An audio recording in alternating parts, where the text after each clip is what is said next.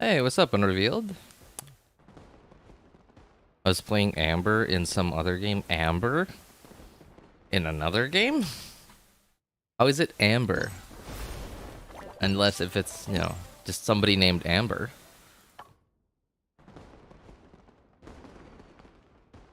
In the other universe is top tier? What do you mean? Uh, so what do you mean by other universe?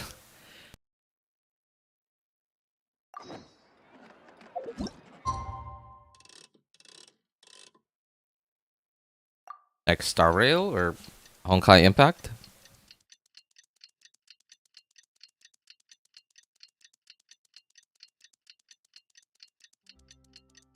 Other game? Like the game that which is more generous than the game which we play? Carry out the plan!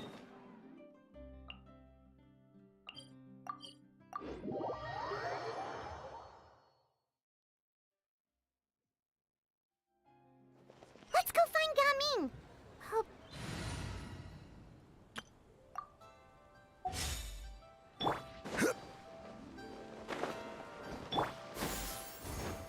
Skyward!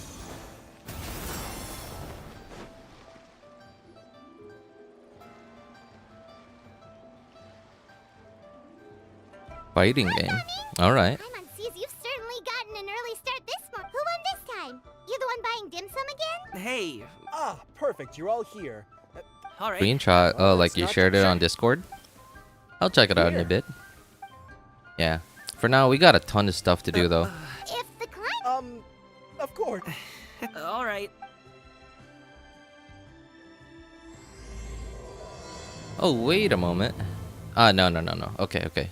I just, I realized that, today, apparently, the last part of the mini games in the Lantern Rite event thing have been unlocked. But then I also realized the last part of the story hasn't been unlocked just yet. So, I thought I was gonna have to do it on my main account already, but apparently not. We're almost there. I'll take a rain check. Hello, you must be the tea merchant heading to Liyue Harbor.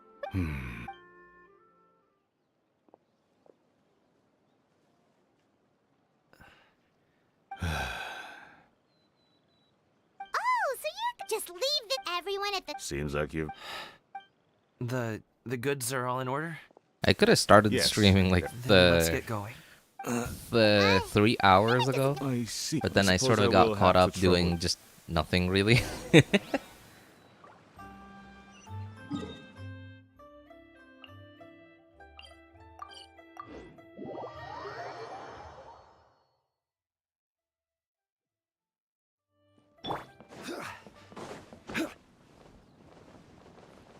We've been walking for so long. Is anyone tired? How about we stop and rest for a bit? I'm fine. Gaming, don't you usually have some delicious snacks on you? This place looks nice and open. Why don't you all... Huh? I'm not tired. I'll keep watch. Oh. Just let him... Okay, we'll just share amongst ourselves then. Halt! Who goes there? It appears. Enough of your musings. Focus. Focus on the matter at hand. Present your exquisite ornaments at once. Indeed. It won't be difficult to subdue them, but they might have something else waiting in store. Leave this to me. Traveler, Pine... No coming. This is what I do. A thorny foe indeed. Let us depart and seek a target softer in blows and disposition. Don't think I'm gonna let you off so easily. Away. Let us away. Coming! Don't worry. Paimon's even seen him take down a dozen or so treasures. But coming, if he had just stayed... We just have to trust him. Let's go on. All is going to plan.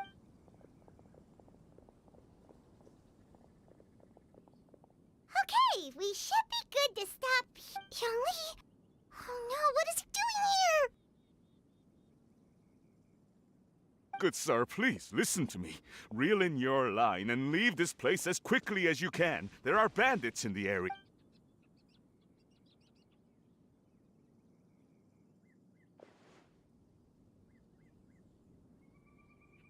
Bandits? Acting in broad daylight? Oh. Ah, it appears many people are catching a chill as of late.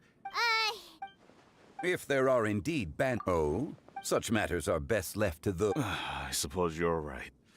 If ordinary people like us got involved, we would only cause more trouble. Since we find ourselves otherwise unoccupied in this beautiful...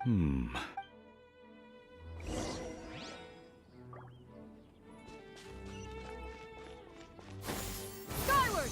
Scatter! So, Uncle Ip does have a reason to be worried. After all, Gaming, the guard we mentioned, is his son. Gaming. The name sounds somewhat familiar. Oh, have you seen him perform? Indeed. I cannot help but admire his skill. Usho dancing, if you ask me. What truly deserves I have heard many... Seems like Xiangli has decided to... He's a hard... You should be sure to tell him... Your son is young yet. It's normal for... It's understandable. No. It wouldn't be... I've been in the... Over the... When you're young, every time, I often regret... It is only natural for a parent to strive to send their child... You seem... rather than fret... Then she's more... oh. Sure. So... That's not exactly what I was hoping to convey. As my friend... You need not... Indeed, with... Children grow up... Xiangli certainly has...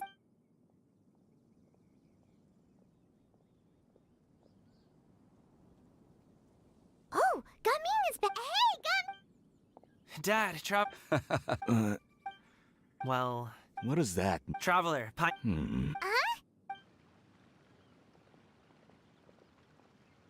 I'll come right out and say it.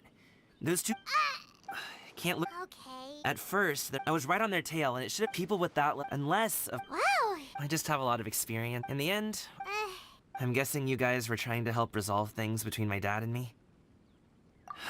I appreciate, but even if those two... You've seen the way... It's not like Xiangli was... You don't believe... He won't let it go. You told us you wanted to prove yourself to your... Will that even do... You won't know him. Listen to us. It's... I'll do my best. Despite my... You flatter me. How much tea have you drank since we've been gone? Well said. Gaming, Mr. Zhongli is very knowledgeable. Huh? Ahem. I have very much enjoyed our conversation, Ipdak. But I, unfortunately, have some... Oh, my apologies for... It would be an... We'll see you off, Zhongli. You two have a nice chat, alright?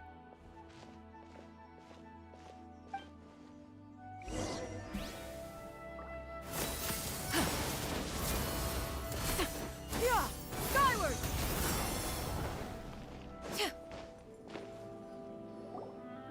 Thanks for helping us talk things... I have been as for my... A friend. Hello. So! I've been here the... A ghostly... What is she doing?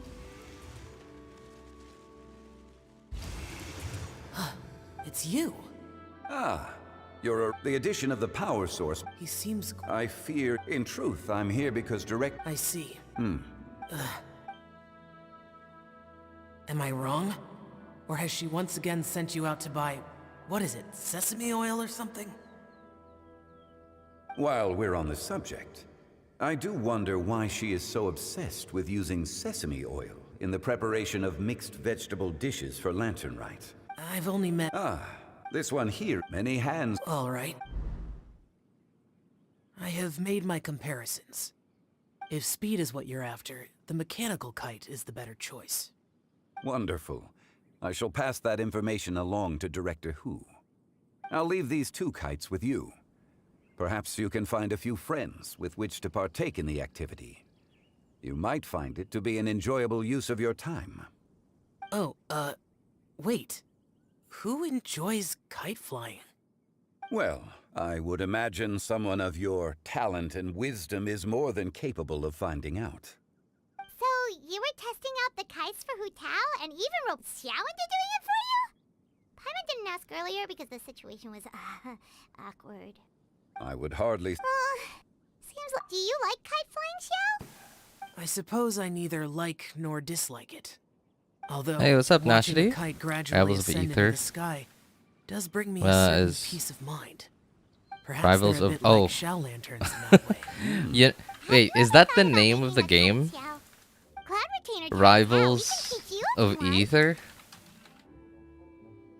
There's no need. Oh.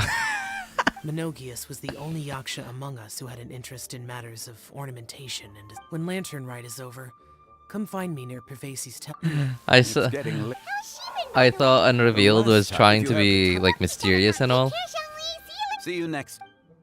when he said Rivals of Ether, because he mentioned Amber in another game. Dad. You can go first. I don't have anything to say. Then I'll go. I still don't want to... Oh, I can't say... Hey, Sit, Shinhe, sit. You must be tired from your journey. No need. They're gone, Master. Perfect. Do you remember the plan when... Yes, Master. So I'll have... All right. What are Auntie... Perfect. Or it would... For... drunk. Are Auntie Xian... Oh, dear. I guess... That sounds about right. Take her to do something fun, and perhaps she'll... Like we used to do when we would carry stones up and down the mountain from Dad, here. Coming. I don't... If you come, you're on. Huh. Shh. Just think of... Dad, but I... Thank you. It's been long enough, don't you think? Oh, hey, you two! Paimon... Perfect timing. Yep,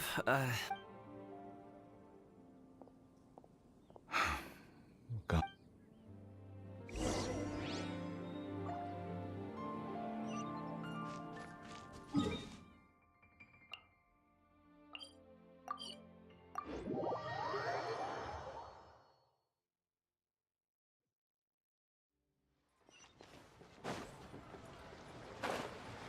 Yeah!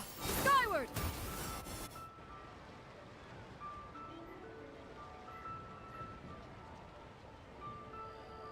You must be Mr. Ip. My name is Shar... An interview. I suppose... The fontaine. Then I'll... Of course, of course. Please follow me. is this person also involved in your plan? And here, I thought Over here! Yoo-hoo! Huh? What? She probably wants to talk about the next phase of the plan.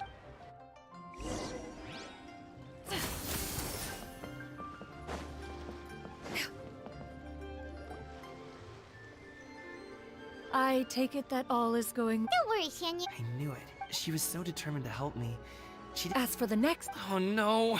What's wrong, Gamin? Don't tell me. Fret not... Exactly. Think of it more we pulled the Fontanians... Oh, okay. Business-related... We can talk about such matters at a later date. Yes. I've been thinking about it the whole way here. I have an idea. But I'd hate to cause even more trouble for Big all. guy's what I stand by. Yeah, we're all friends. You know, I have Okay. the urge to name him something hoarder. Yeah. What do you guys think about Smiley? Smiley the hoarder. Split up and make it happen. I know it's a long name, but We need it to just do those doesn't things feel we right got since Xiao not already came. calling him a hoarder. You know, a treasure hoarder of some sort. Yeah! Skyward! Scatter! Because that's actually where I got the idea to just, you know, come up with like a smile emoji as my profile picture. Welcome Right? Like I used to use that in my classes with like really young Please. with my really young students, and I would just call him Smiley, and I would use it to like make them talk, you know, try to get their attention and stuff. Good luck and Alright then.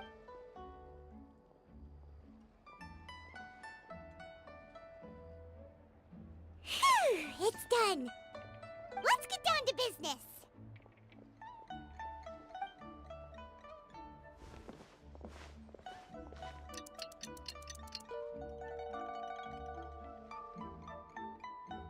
Looks like we finished everything we needed to do.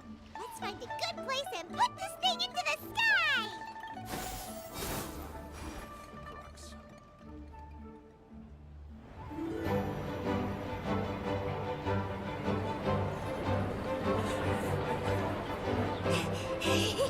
Chi-Chi, we're almost there. Okay.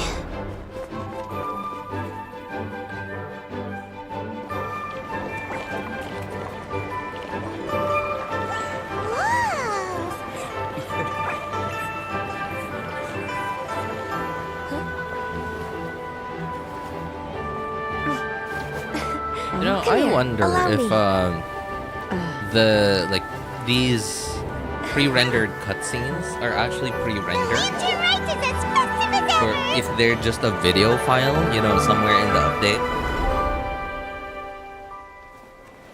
or if they're actually what's going just on? including What should we do? what's it called? Should we get the mill with?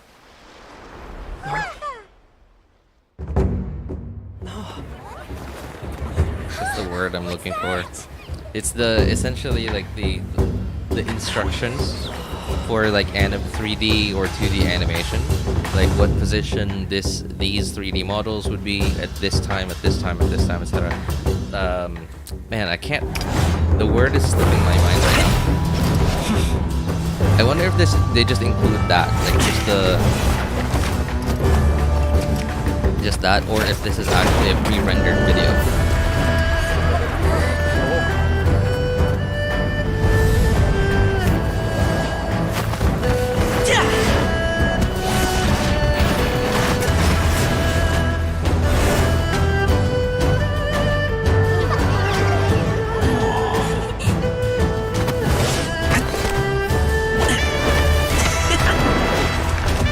I imagine a pre-rendered video like this, of this quality, would be pretty big. Because they would probably have to have the video at like 4K at least.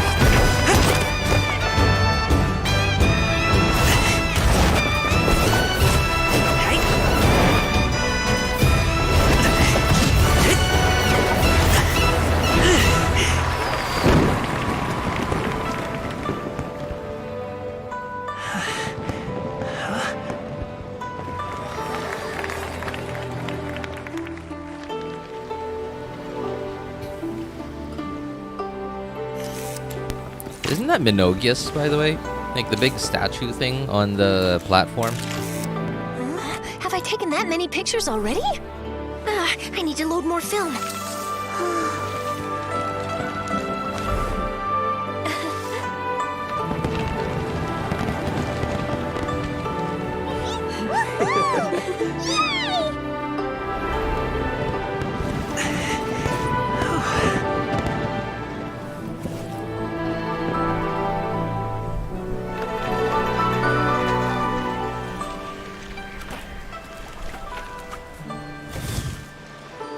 Wait, the wind. Oh my gosh! Mommy, I want a big kite like that too! Do you see that kite way out in front? It's so beautiful!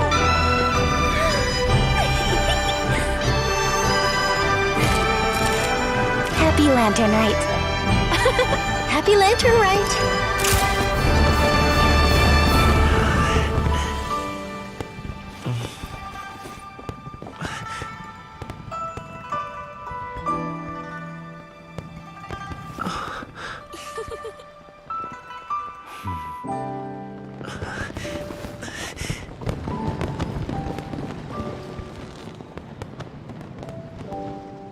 Didn't even do it before leaving. Just the events and that's it.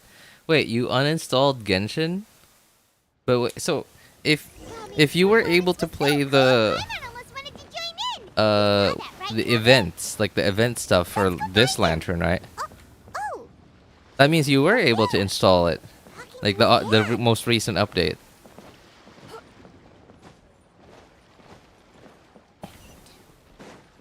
Which means you know you. I'm so confused. So you do have enough storage, right? But I guess you had to install something else, and you didn't have enough storage for that. No need. No need. Did the events and dipped out? Oh. The last part of the minigame event stuff did come out today. So if you uninstalled today, then at least that would have given you time to do all the last parts the last ones too. Although there is still like the quest, you know, you still get the Primogems from the quest, right? There's still like 2 more quests. Like there's this one and then like 1 more in a few days from now. Really, all I really want, much like the Dad. son. Son? I bet you're wondering what's. Well, Anyway, to me, Gami. All right.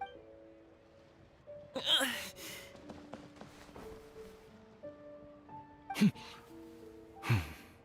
the two of them talk things through like this really gives Paimon a sense of accomplishment. Over there, your friends are still. Huh? I'll be staying. Dad. Go.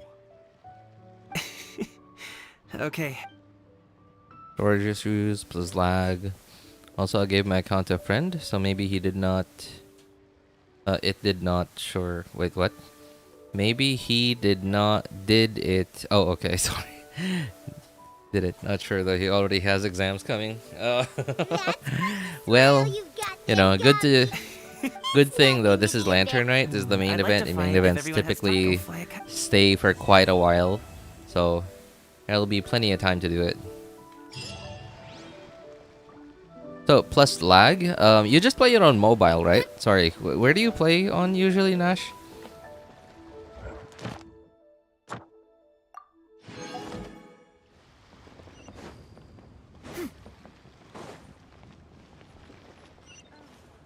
Oh, Charlotte. Oh, Lantern Rite was simply amazing. I'm not sure I'll be able to sleep tonight. Oh, that? Yeah, interesting story. It was invented by a guy from Fontaine. His name is Ildison. He's always tinkering away at some mechanism or another. He's even asked the Steambird to write about his inventions on more than one occasion. Playing I mobile? I have a direct quote from him about this particular 33 one. gigabytes of storage of my 64 gig phone. Okay, okay, that sounds like a lot. 64 gig phone. Okay, so and you said lag though, so I imagine it's either like a few years old, a few years old, like mid-range phone, from a few years ago, or like a modern low-end phone. Combining this or what a great idea, right? A quite old high-end phone at 64 gigs of storage. What kind of phone is it, if you don't mind me asking? Oh, my conversation with Mr. Ip went really well. I've already set the first. It's a piece that contains all the pertinent. Oh, that reminds me. I should thank everyone who made this possible for me, especially that spirited lady with those peculiar turns of phrase. Miss Xianyun was. It was all thanks to your connections and creativity. I would have never thought I'd be able to bring such a special gift back to Fontaine with me. This was my first time experiencing the festive atmosphere, the contagious holiday spirit. Oh, I almost forgot. Kuching even gave me a kite with a poem on it that she wrote herself. It goes, "Dreams are like paper kites. With them do our hopes Almost 4 take years old? flight. Oh, I see, I see. I want to include this poem in my special feature on Lantern Rite. I'm sure a lot of people will love it. Yep, and happy Lantern Rite to you." So I wonder if Hoyo just has all the voice actors and actresses on a, like, just a permanent contract, right? Like, you know, we'll give you this X amount of money every year, and on call you just show up and we'll do voice lines, or like if they get paid every time.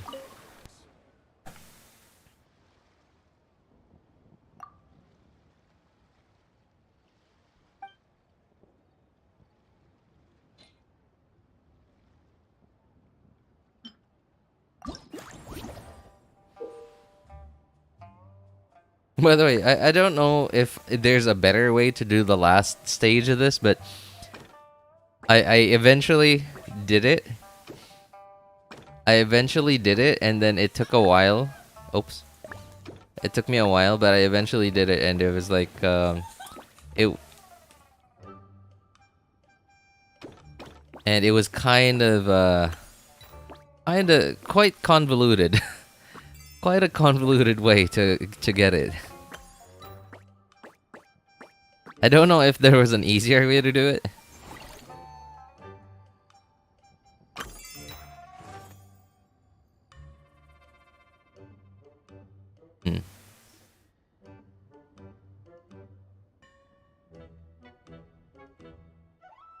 Don't remember this one.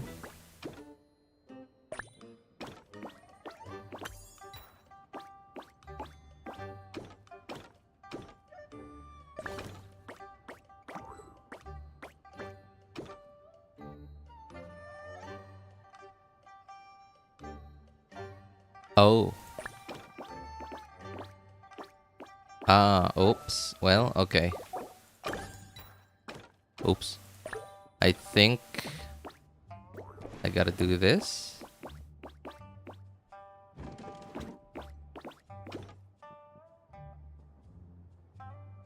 I think that's right.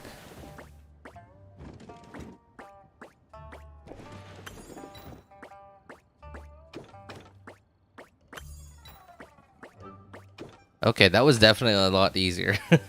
That was a much easier way to do it. Oops.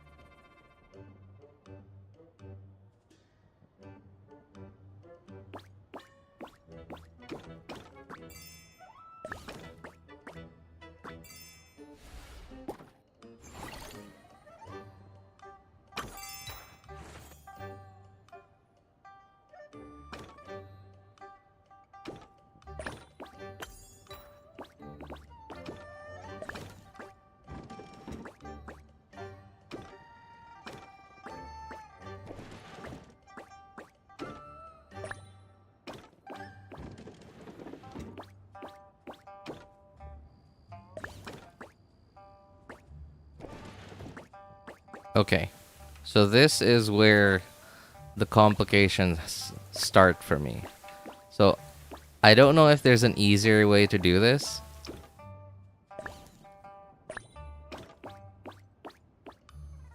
Okay, no, I messed that up. So the...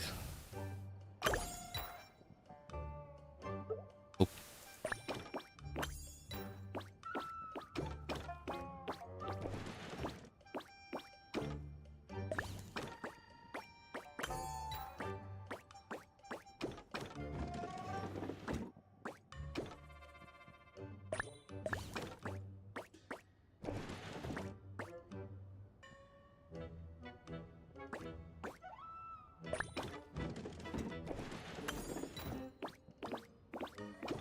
Okay, so this was sort of, oops, the convoluted way that I had to, like, figure out how to do it. Oh, there. Oh, okay. I don't know if there's a simpler way to do it. Goba and Yue are truly the best Genshin duos.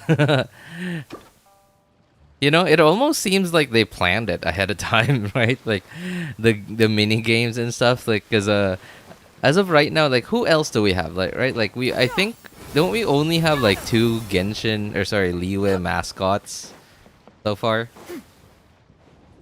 There's only Goba and Yue. Like I don't know anybody else. Also, this is Minogias, isn't this? Yeah, I guess this is Minogias. One of the Yakshas. The last one would have took me 10 minutes. It actually, well, I don't know if it was 10 minutes, but certainly between 5 and 10 minutes, yeah. But yeah, it took me a while too.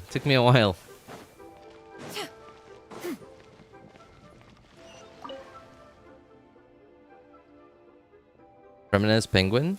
But yeah, Fremen is from Fontaine. You know, I'm talking Liyue, right? Because this is Lantern, right? After all.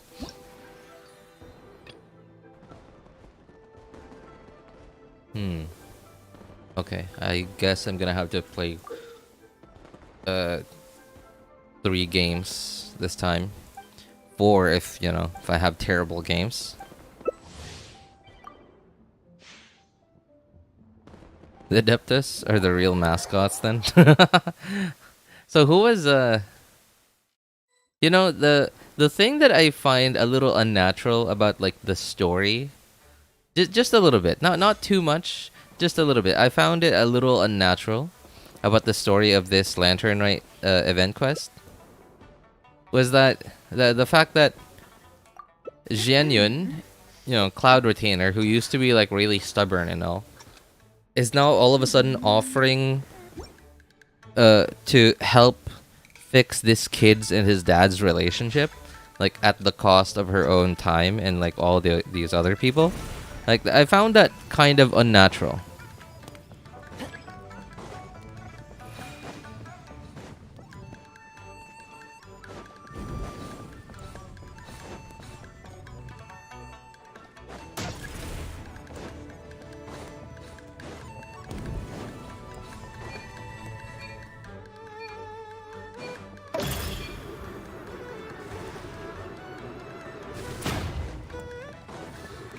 Stop it!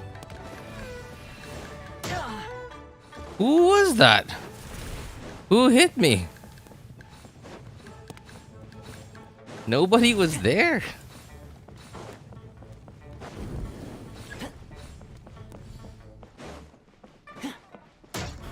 Oh my god. Okay, this is awful. He tried to hit me right as that happened.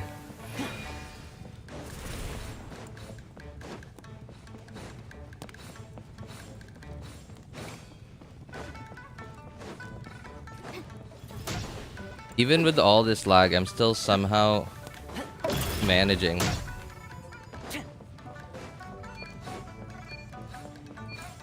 Uh-oh. Don't you dare!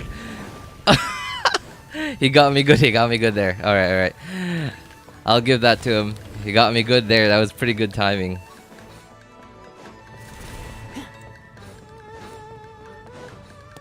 Yeah, that's definitely gonna win him the game.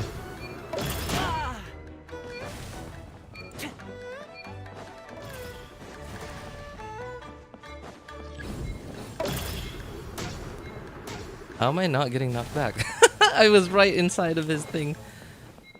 Yep. He definitely deserved that. That was some really lucky timing for him.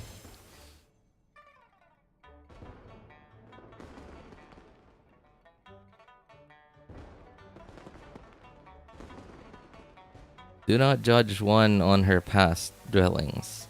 Xianyun probably. Okay. Yeah, I don't know. I just thought that part seemed a little unnatural. Although I can't say I can, you know, I cannot say that my opinion is like absolutely right or like completely objective because I didn't really pay attention to how she the dialogue when she said this must not happen. I remember like it started something like that. This can't be. This is Lantern Rite. We're supposed to do this, that, not this. And I don't know. I just thought it was going from like how she was before, and just like focusing only on her inventions and like, you know, whatever experiments, to all of a sudden whatever we have now.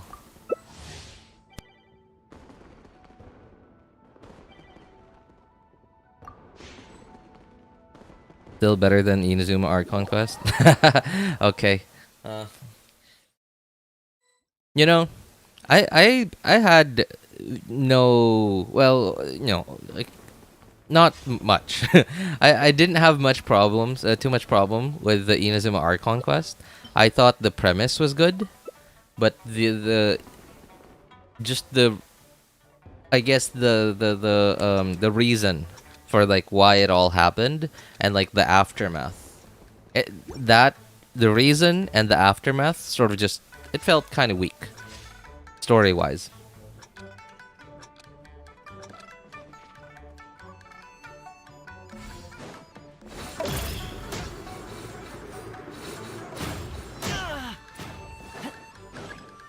Oh, that was fast.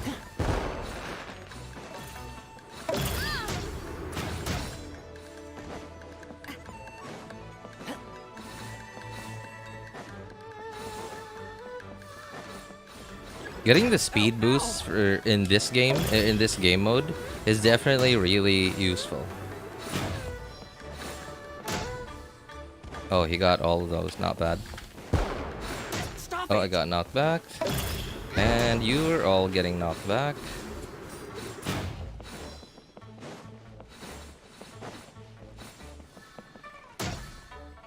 Wow, that guy was like really far from me and somehow he got it. How did we not knock each other back there? Oh, stop it. Don't you dare.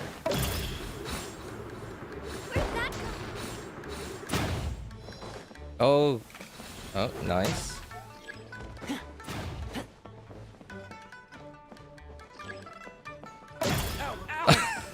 Wait, did the things show up already? Cause like, or was that like a preemptive activation, skill activation?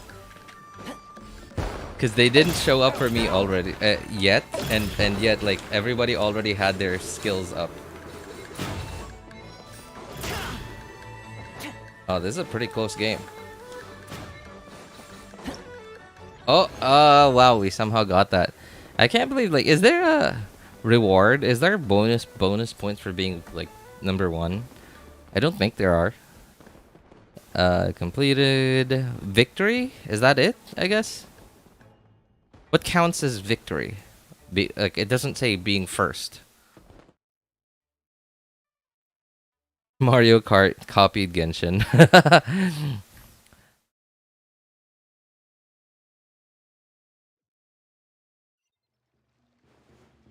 Okay, I don't think that was enough.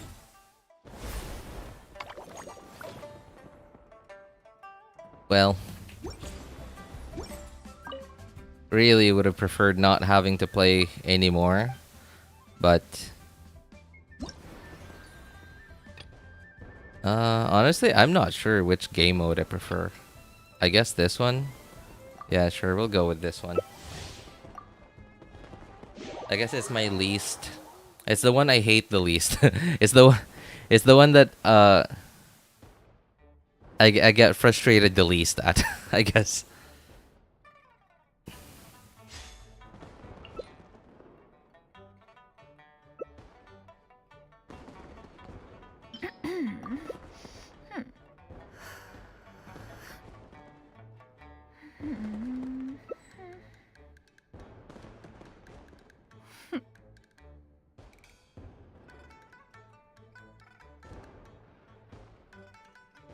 Got the screenshot.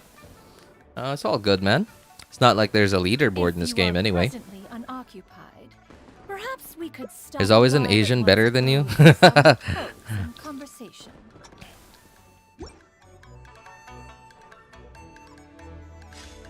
I got better things to do than be good at mini games, so.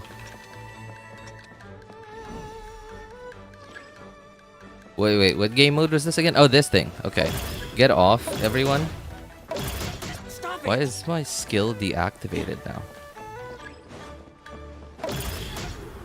Ah! Oh, they got me good. No, you ain't getting in. You ain't getting in either. Haha. Oh, she got it. Uh-oh, my skill's not... Okay. Yikes. Alright. Oh, no, my skill got activated already. Okay. Oh, you guys can fight it out over amongst yourselves. I'll just be here.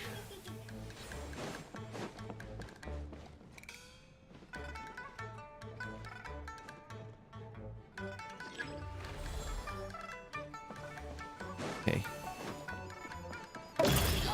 Stop it! Hey, he knocked me into it. What? Yo, that guy's cheating. The guy's hacking.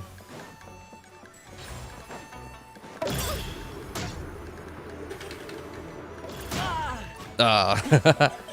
Alright, we're good. Okay, you guys go there. I'll just be here in my little corner. Oh, nope. That ain't happening.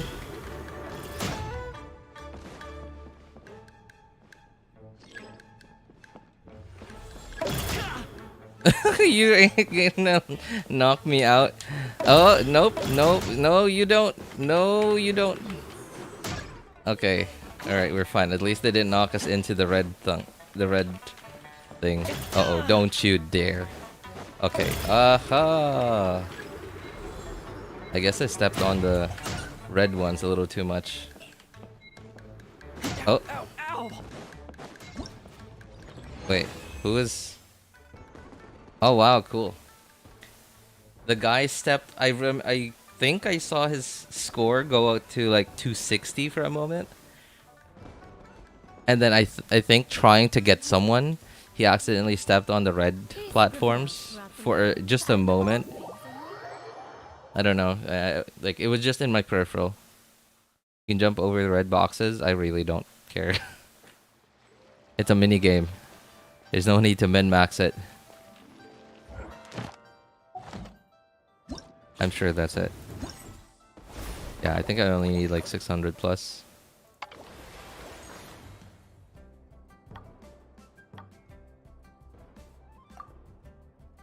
Oh, what?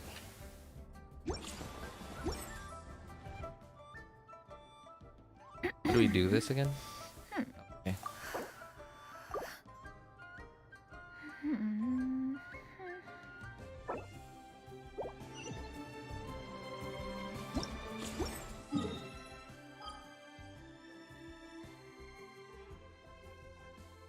In fact, like, if there was a like some sort of leaderboard, right, like international leaderboard, then maybe I would actually care about min-maxing even the mini games in Genshin. But no matter how good you get at it, like, what's the point? Nobody's gonna see. Nobody except you four, you and the three other frustrated players in that mini game at that moment, who are definitely not gonna remember you because like they're not happy.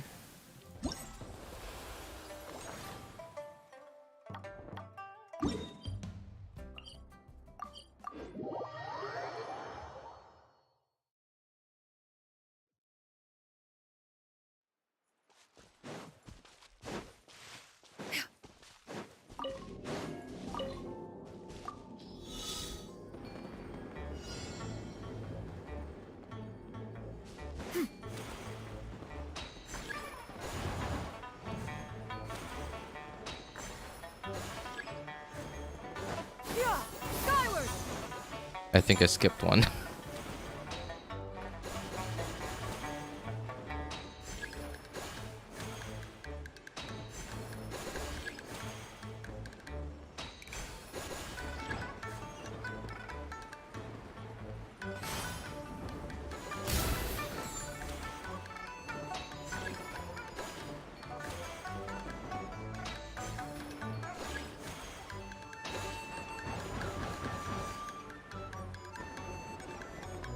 You know, there's something about this minigame that feels satisfying. I mean, like, it's basically autopilot. I mean, like, not completely, but it's like, for the most part, it's sort of autopilot. But there's something satisfying about it. Like, everything just seems to fall into place. Like, all you gotta do is just point the right way and then click.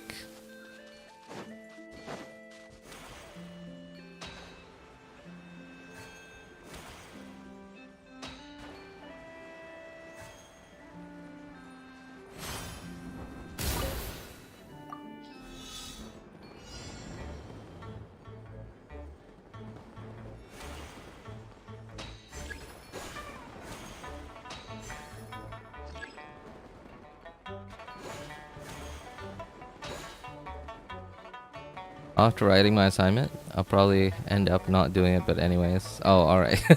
Okay. Well, best of luck to you, man. Doing your assignment or not.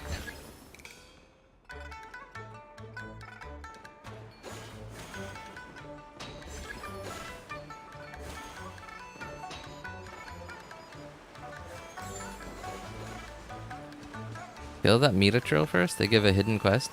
Oh yeah, yeah. I was wondering about that because I've seen that like either just me doing the big world quest for this region, and I've seen it like how many times have I done this mini game? 3 times, I think. Yeah, the 3 times I saw it, and I was like, why is it always there? I thought it was just one of those like random world quests. I guess I should have done that.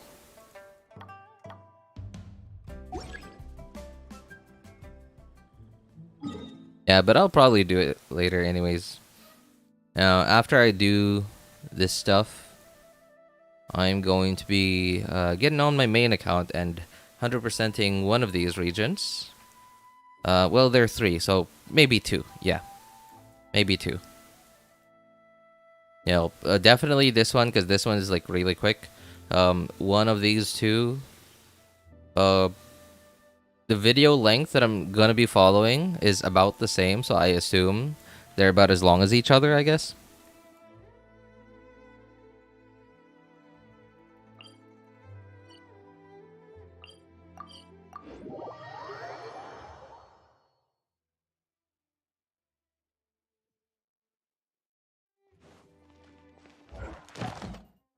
Add Ash. Thank you for.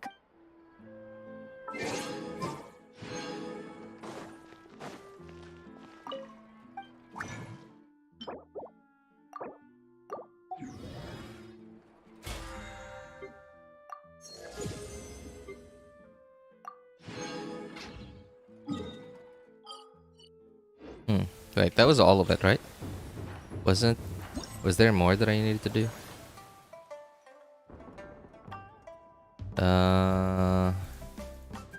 I hope that's all of it. Okay.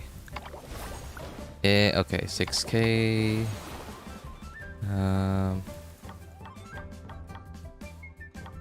Yeah, okay, that is all of it. All I gotta do left, all this left to do is, I guess, this stuff. That is a lot of Primo Gems. Wait, how many does this whole thing give? Okay, so that's 30, 30, 30, so... Okay, so we're not even gonna count this 90.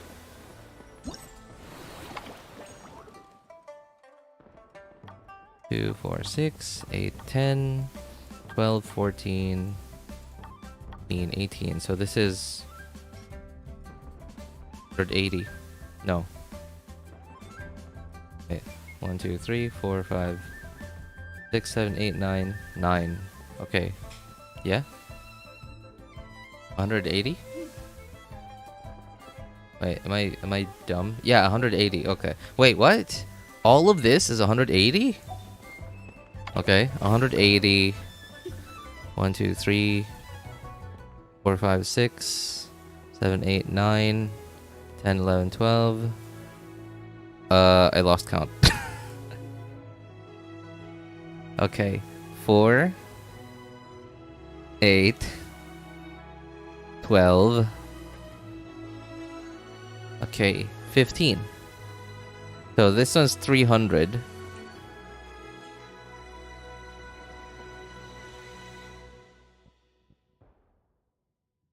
So I count 570 already.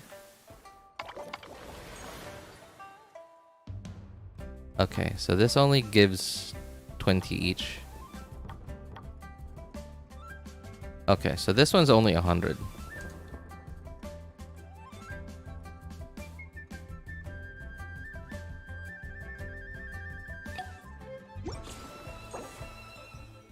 But then there's this one, this stuff too. So what is this? 4, 6. So this another 300. So that's 970? Am I missing something?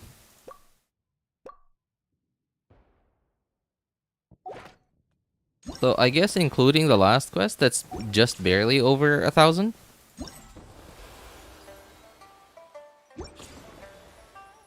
Yo, RJ, you got any red card Lunar Fest? IRL? No. I'm not Chinese, nor do I know anybody who is Chinese. So, no. Also, to get one of those, you sort of have to, like, maybe not have to, right? Like, but isn't that sort of the spirit of it? You get one because, like, and you give, yeah, you get some and you also give away some, right? Like, I imagine that's like supposed to be the spirit of it. Maybe if I was Chinese, surrounded by Chinese people, and I was still a kid, maybe. The fact is, I'm not a kid anymore, so I imagine even if I was surrounded by them, probably still wouldn't get any. Okay, I think. Oh no! All right, resin stuff.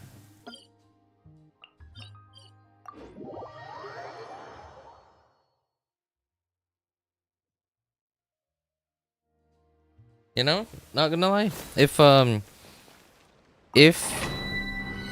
last quest only gives 30, that would be exactly 1,000 primos.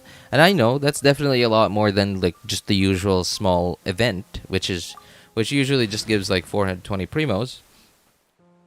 But I gotta say, I'm kind of disappointed because I don't know, like maybe I miscounted, but I feel like they've given out like somewhere around like 11 or 1,200 from main events before. I could be wrong, right? Like I didn't really like count properly. It was just like counting real quickly. This is probably the most careful I've ever counted the total amount of primos in a main event in Genshin. But I don't know. I just okay. I guess there were. I guess there's also the like this stuff, not really primos, but fates. So I guess like what is this? 10, right? So this is 1,600. But I don't know. I would imagine they would give a bit more for the main event.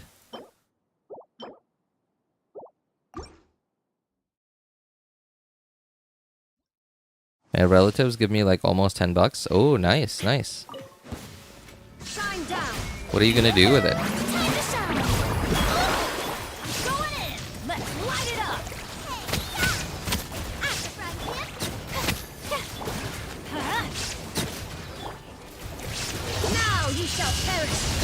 When I was a kid, like not like kid, but like past 3rd grade, every time I got any amount of money, I would always like save it.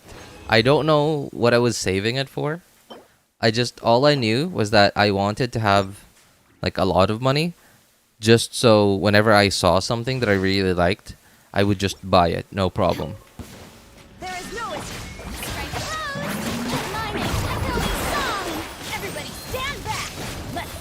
But then sometimes, especially in high school,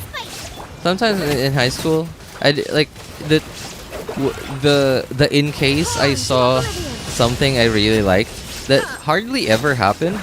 So sometimes I would just like save up quite a bit, and then like one day on a weekend, like outside with my classmates, like practicing for something, right, like a group thing.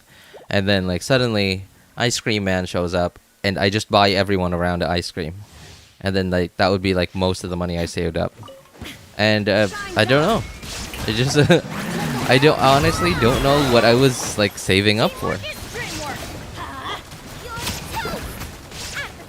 Oh, I guess there was this one time where there was this really nice, bag that I saw when I was out with my friends, but I didn't bring any of my cash with me. So at some point, like over the next weekend, I went back to the store myself and just bought it with my cash. And it felt nice. I think that was like what I often like saved up for. Yeah, I guess I wanted that feeling where that feeling where, oh, I like it, oh, I'll buy it, right? Like I wouldn't ever have to be, I like that, oh, I can't afford it, I guess I can't buy it. Like I guess maybe it's that I really didn't want to happen ever, or at least as you know, as much as I could help it.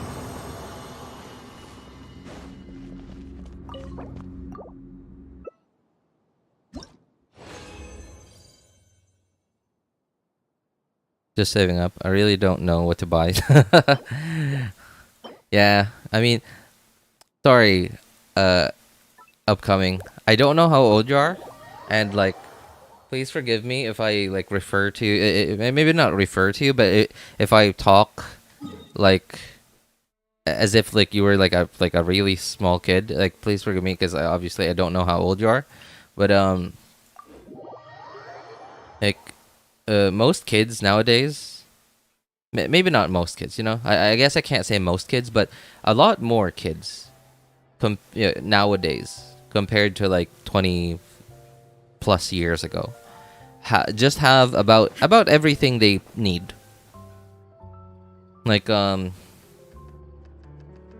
okay, what did kids want 20 years ago? Like in my case, that would be like some Hot Wheels.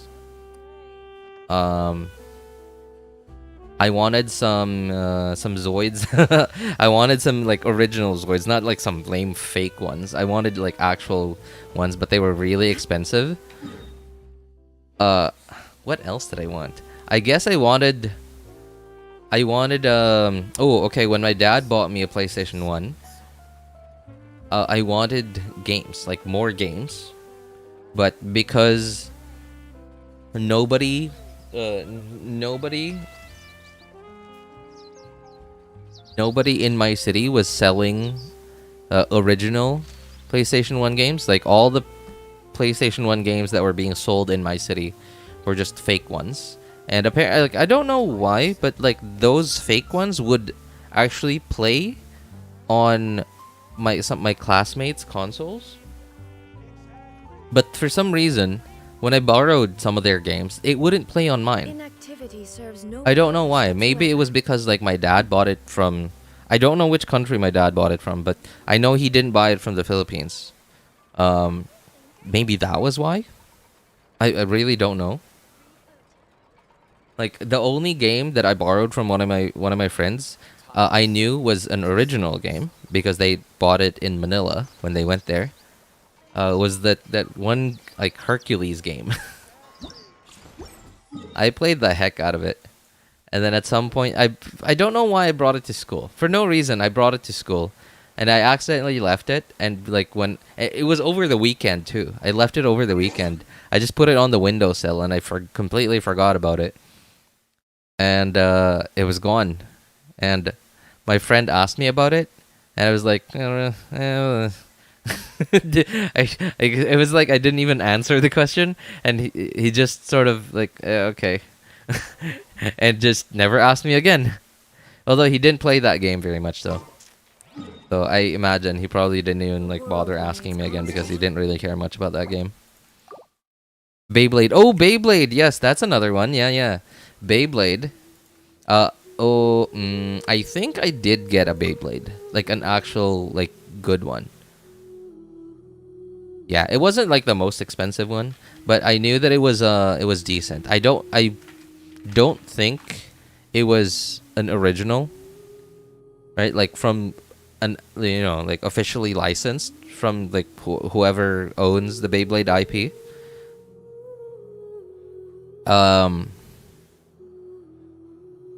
But I guess even if you're making fake Beyblades, I imagine it's pretty hard to, you know, mess it up. I imagine it's pretty hard to make a trashy Beyblade, right? Like you gotta be a special kind of dumb to actually mess up making something as simple as Beyblade. Obviously, I can't make one. I don't have a factory. But, you know, if you have that if you have those resources, then I imagine it's pretty hard to mess it up. Remote controlled car. Funnily, Yeah, luckily enough, yeah, I was like one of the more fortunate kids that because my dad worked abroad, like we weren't rich or anything, but because my dad worked abroad, like he was like a lot of he worked on ships. Like he didn't work on land, he worked on a ship. He was a seafarer, and very often, I don't know now. I imagine it's a lot more strict now. I imagine merchants um aren't allowed to just get on these seafaring internationally seafaring ships, not like they were allowed to like 20 plus years ago, but a long time ago they were allowed to get on these ships, and they would just bring all kinds of stuff for these seafarers to buy. And I guess, yeah, my dad bought me one of those. And this was like I got before I ever got exposed to video games. So yeah, I had a bike. First thing I got was like first like cool toy. Well, that like really cool toy that I got. I guess like I could consider a bike a toy, because like it wasn't actually like a bike that you could ever use for, you know, travel, right, or for getting from point A to point B.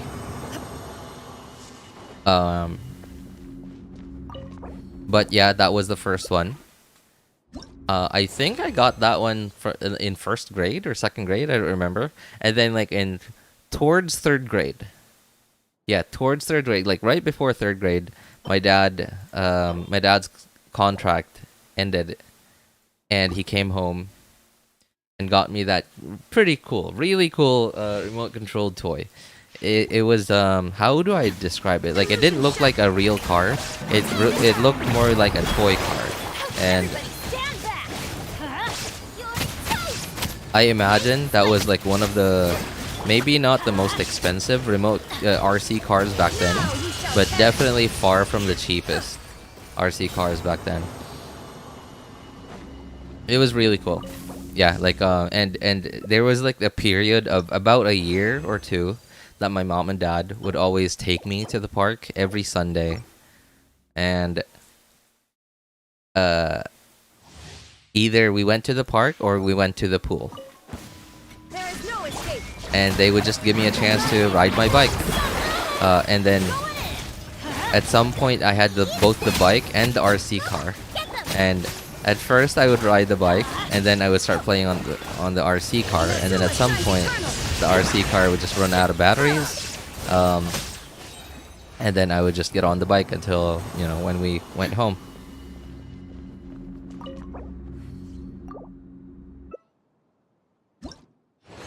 Over here, it only costs $1. What costs $1? You mean Beyblades? At some point though, I also got a yo-yo, and like my mom, no. My mom didn't buy me like the really cheap one. I bought a really cheap one using my own money, right? Like, cause remember I mentioned I save up as much money as I can.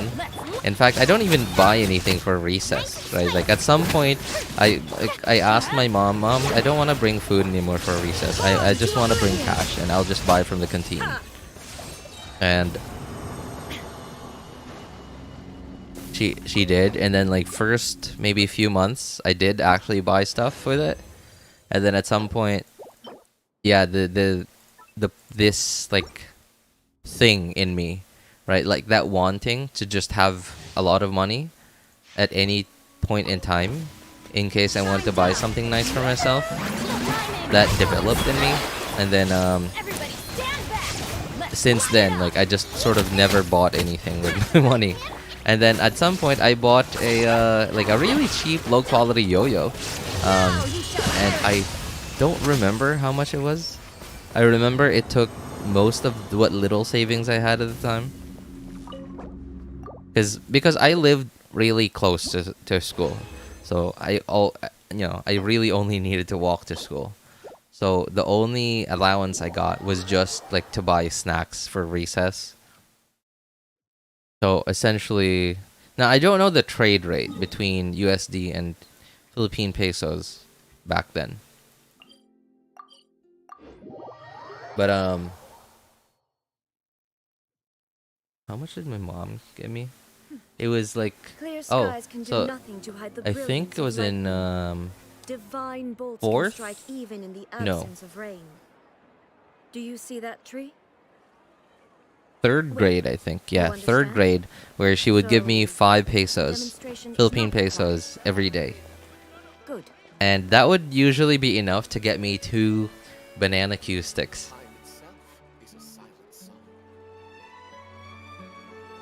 I'll probably save up for a very cheap bike so I can go to PE class early.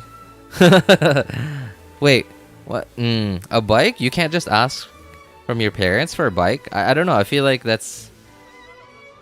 Okay, maybe, like, I don't know. Maybe your allowance is, like, really good, so sure. But you know, when I was a kid, my own allowance would just be impossible for me to save up for something like a bike. My school before was 2 rides away so far. Oh my god. Well, if one of the rides was like walkable, you could just walk one of the rides and like use your allowance. Yeah, save your allowance for one of them.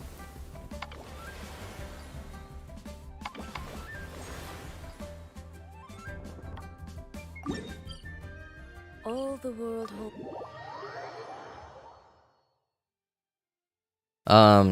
Okay, I guess I imagine you lived in Manila, Shinrin, back then? Or, like, did you already live where you are now, back then? There is no escape. Oops, that is not Xianyun.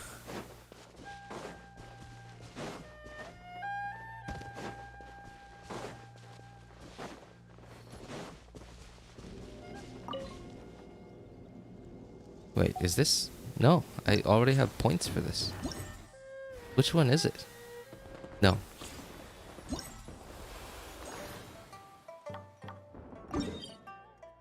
I'm an idiot.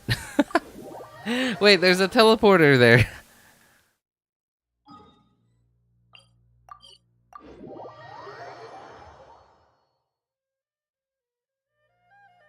Inactivity serves no purpose whatsoever.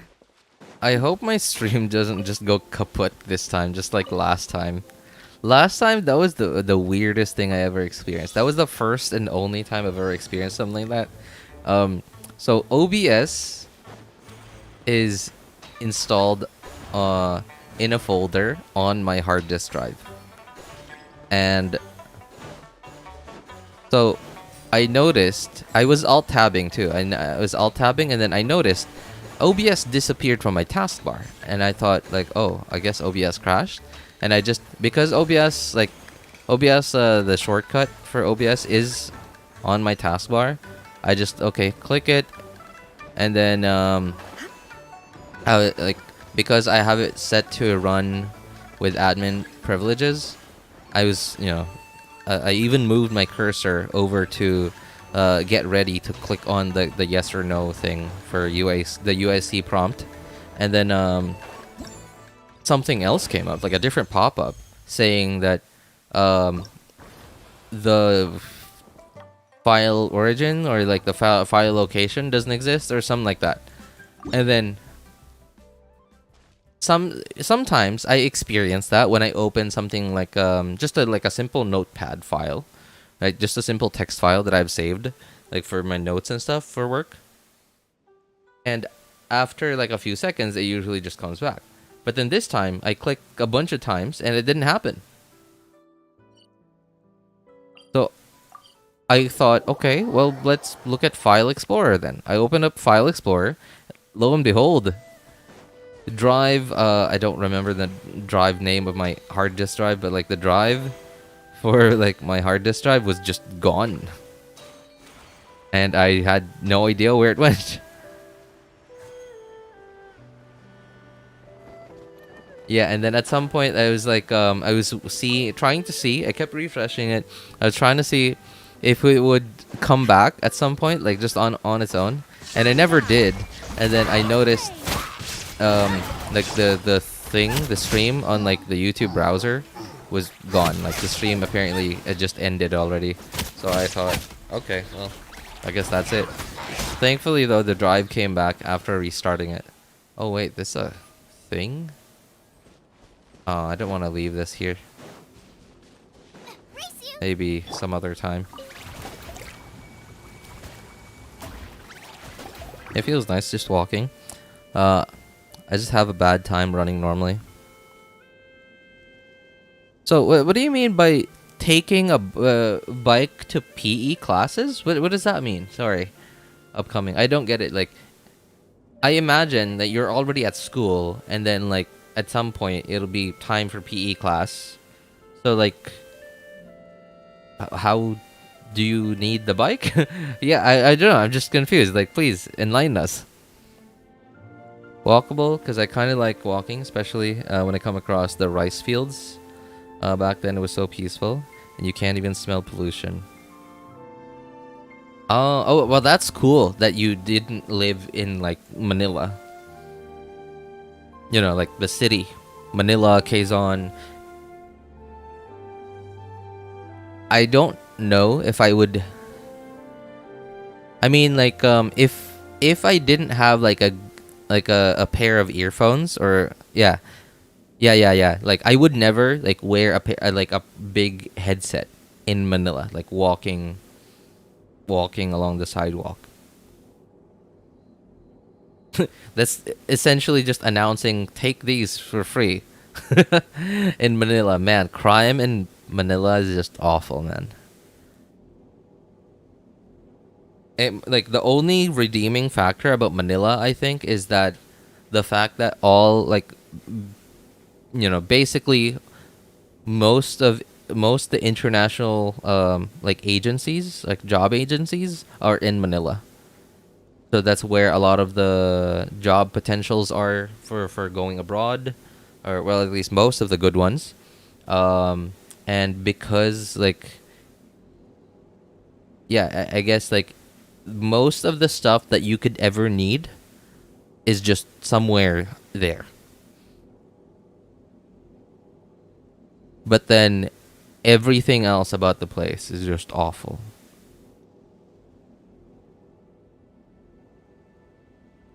Yeah, like, even so, like, there's a lot of nice people over there, but it just feels like everybody sort of hates everybody. Like, you just, like, you I don't know, like, I know I'm stereotyping here, and I haven't lived for a very long time in Manila or any neighboring city.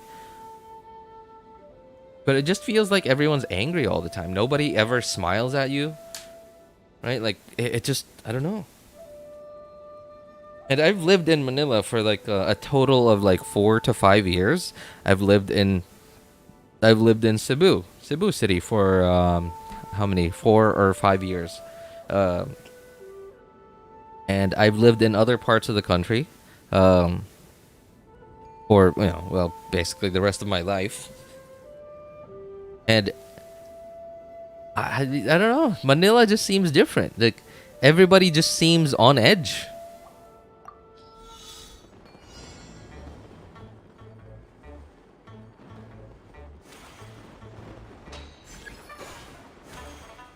I imagine, like, I could probably never walk for too long in Manila City or any neighboring city for too long if I didn't have a pair of earphones.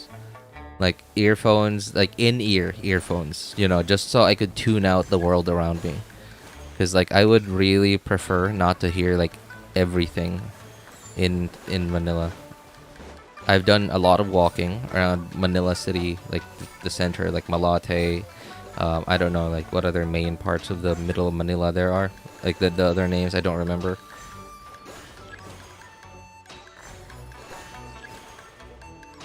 All I remember is I didn't like it.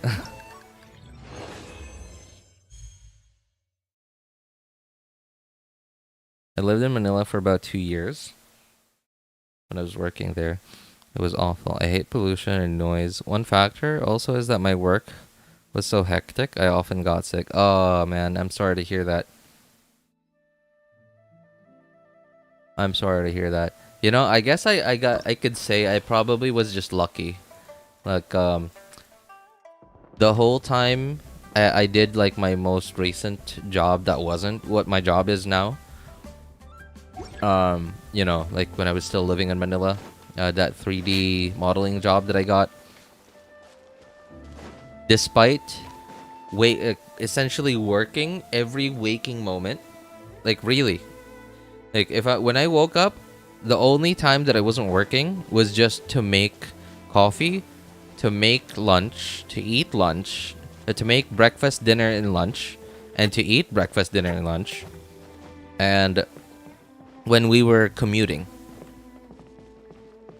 and that was it. Like every waking moment, and we hardly ever had to commute because like we worked where we were living.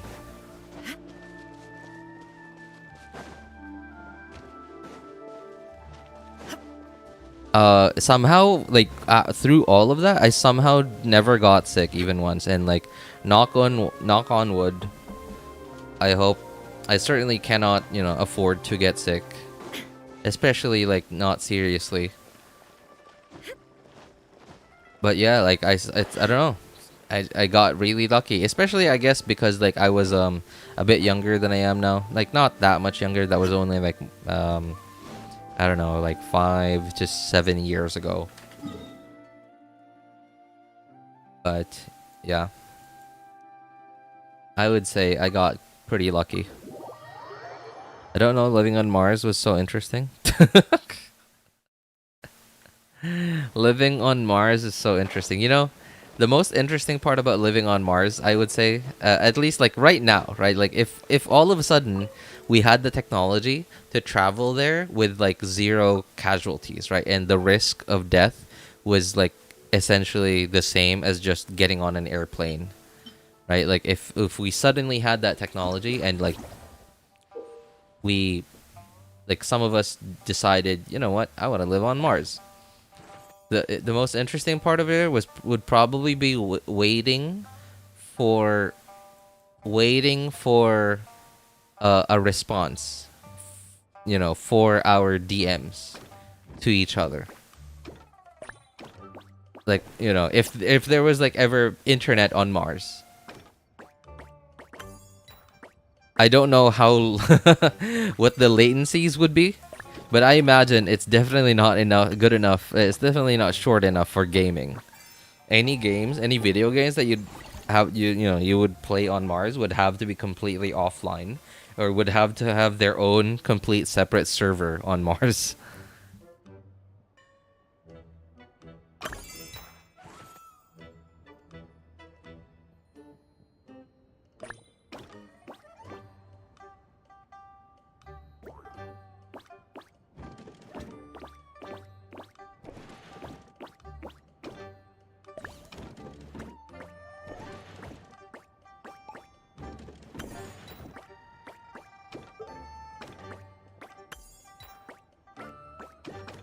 Oops.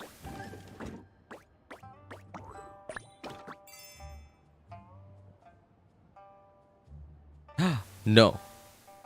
Wait, did I mess up? No. I think I could save this. I hope I could save this. Oh, yes, we did save it. Okay, nice. I forgot about this step.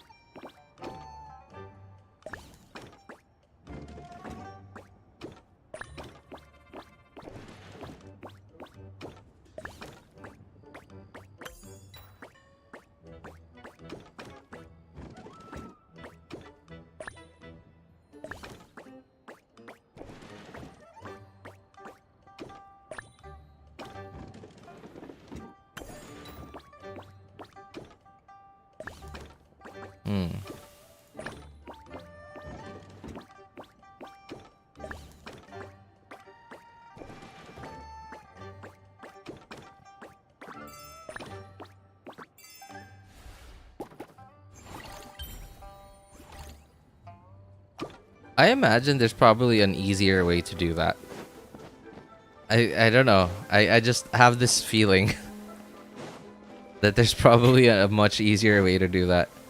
And that I'm just doing it in probably the most complicated way possible.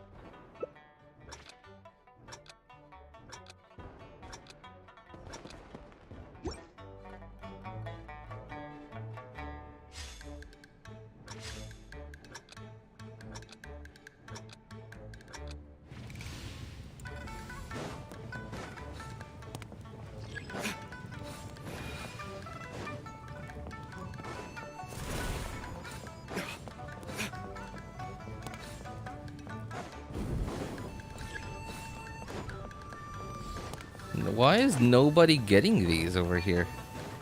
Uh-oh, uh-oh. I think I messed up.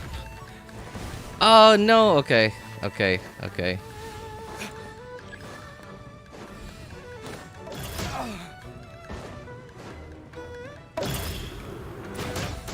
Nope, you ain't getting that.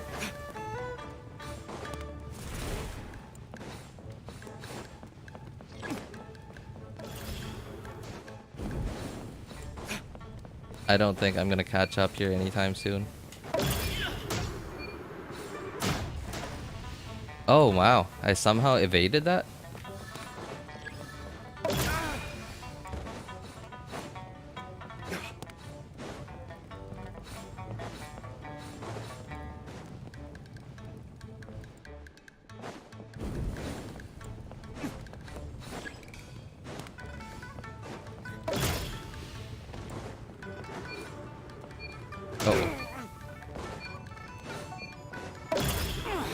What?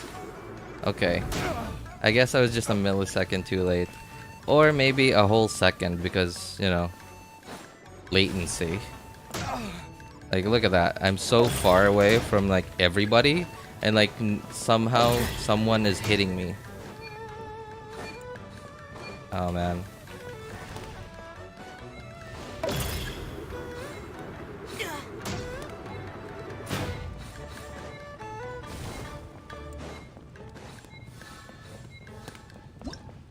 Wow, can't believe I almost caught up despite not, you know, evading two of the fiery things.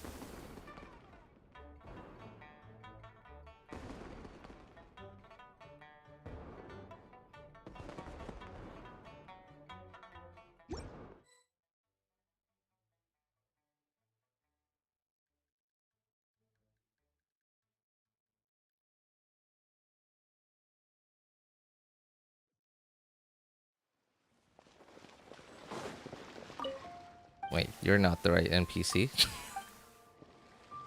Who am I talking to? Why am I here?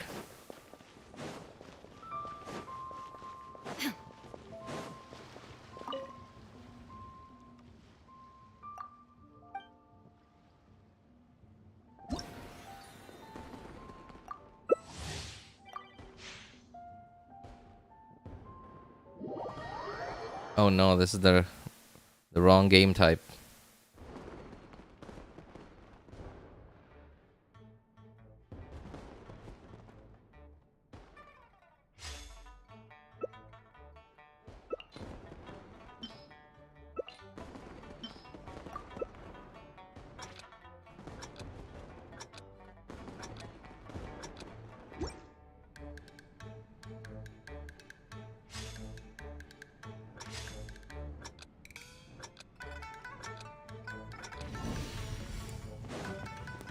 Wow, that was extremely lucky. They just gave me 4 big ones right behind me. That's really good.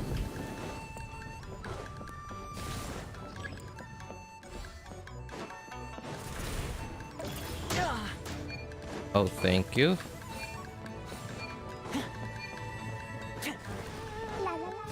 Cool.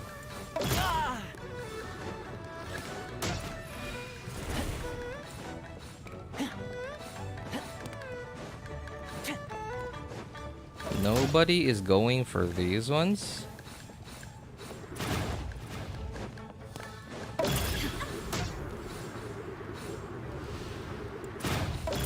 Ow, ow! Uh-oh. Uh-oh. Uh-oh.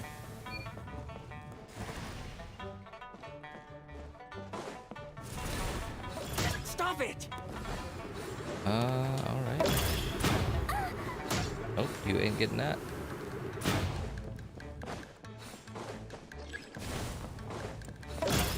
Nope. Still got it.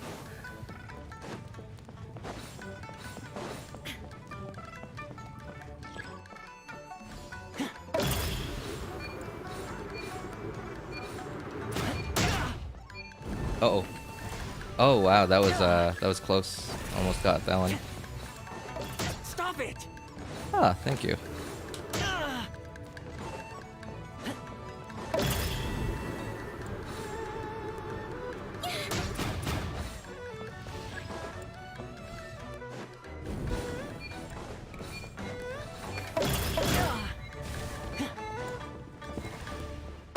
Ow, ow! That was pretty close.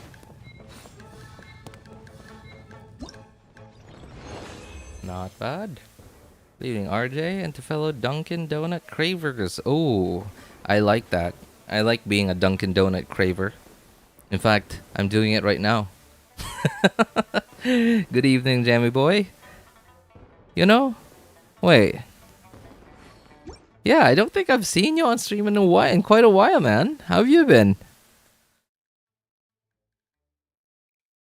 I mean, like, I feel like I see you, like, but just like dropping by to say hi or something, but maybe not. I don't know. Why do they keep putting me over here?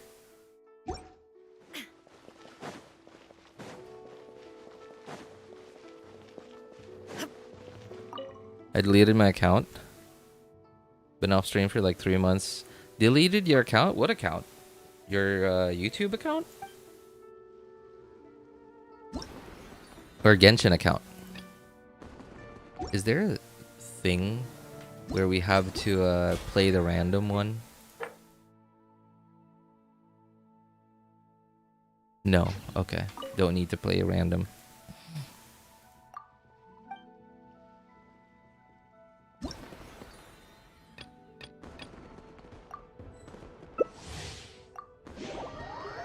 The Hoyo account? I had to sort some IRL stuff out, but now have a bit of time. Oh man, well, whatever it is, I hope it's resolved now, and I hope it wasn't anything too serious. I'm happy for you, man, that you finally, you know, got some time to yourself. And it's good to see you, man. I guess, yeah, I guess I should take this opportunity to say Happy New Year, man. It's a bit late, but, you know, still wanted to. No more Genshin.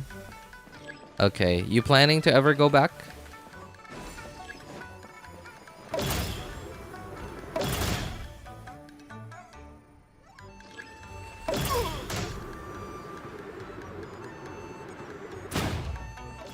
Stop it!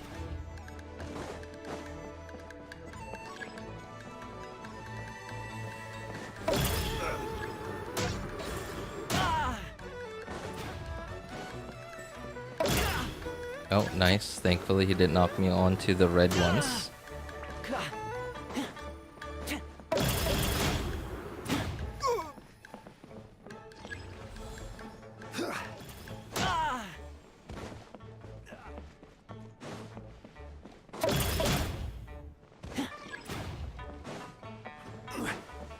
This is a really scruffy game. Like, we're just knocking everybody off, like, every chance we get. It's like, I imagine, I'm imagining like a game of StarCraft now, but like, instead of like everybody trying to take bases, everyone's just trying to destroy each other's bases. And like ruin each other's economies.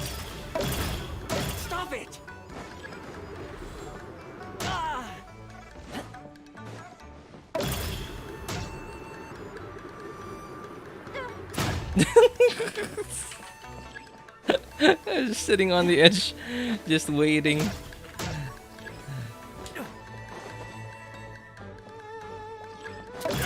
Nope. Oh, he got the thing. No. Oh, he knocked me out. Okay, okay. Get off. Let me get some points. Oh no, he won. That was good. I caught up. Oh, that was hilarious. Chinese New Year counts, I guess. Hey, the words New Year are in there, so you know, you bet it counts, I guess. Not anytime soon, I think, but it's been an amazing game. Your streams are pretty chill still. I'm so glad that viewers are enjoying.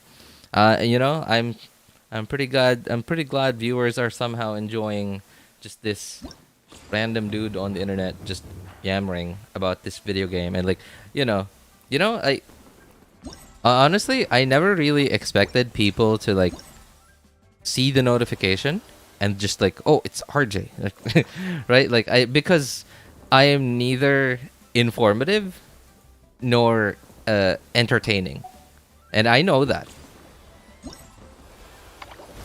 I'm not like okay, well, maybe I wouldn't say everyone, but like most people who do online content have their thing, right? They're either like really factually informative, like they're like an engineer, like there's actual engineers, doctors, and lawyers now on YouTube,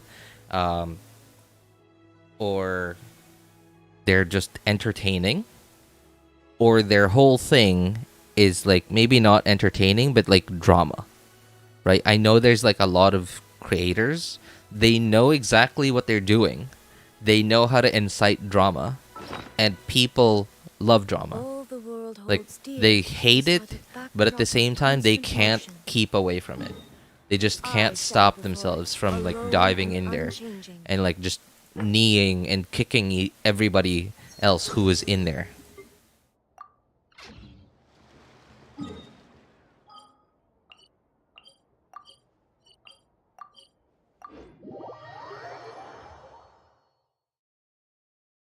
Sometimes all we want is a stream that doesn't constantly bombard us with attention-grabbing and hyper-energetic stuff. I mean, aka Minecraft streamers.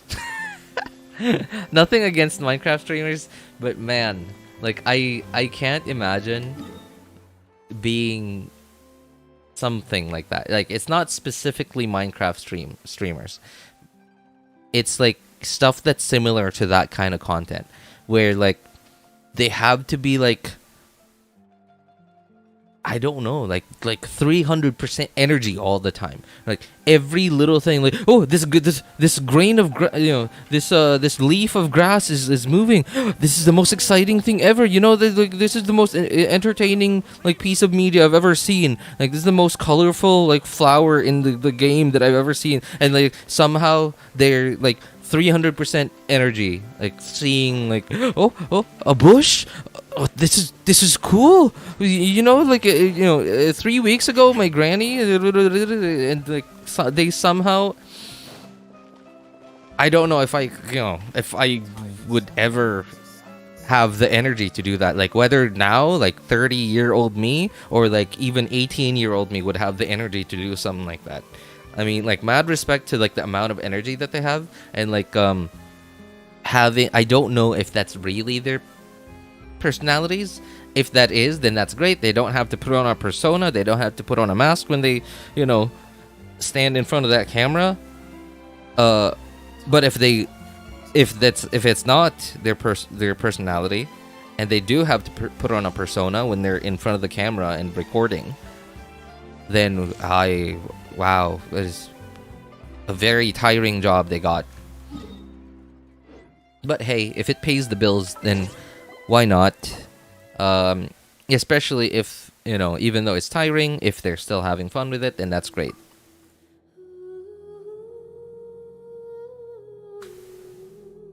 Minecraft makes me dizzy. That used to be the case for me. And especially at the default field of vision. I don't know what it's called, but like the in-game setting says FOV.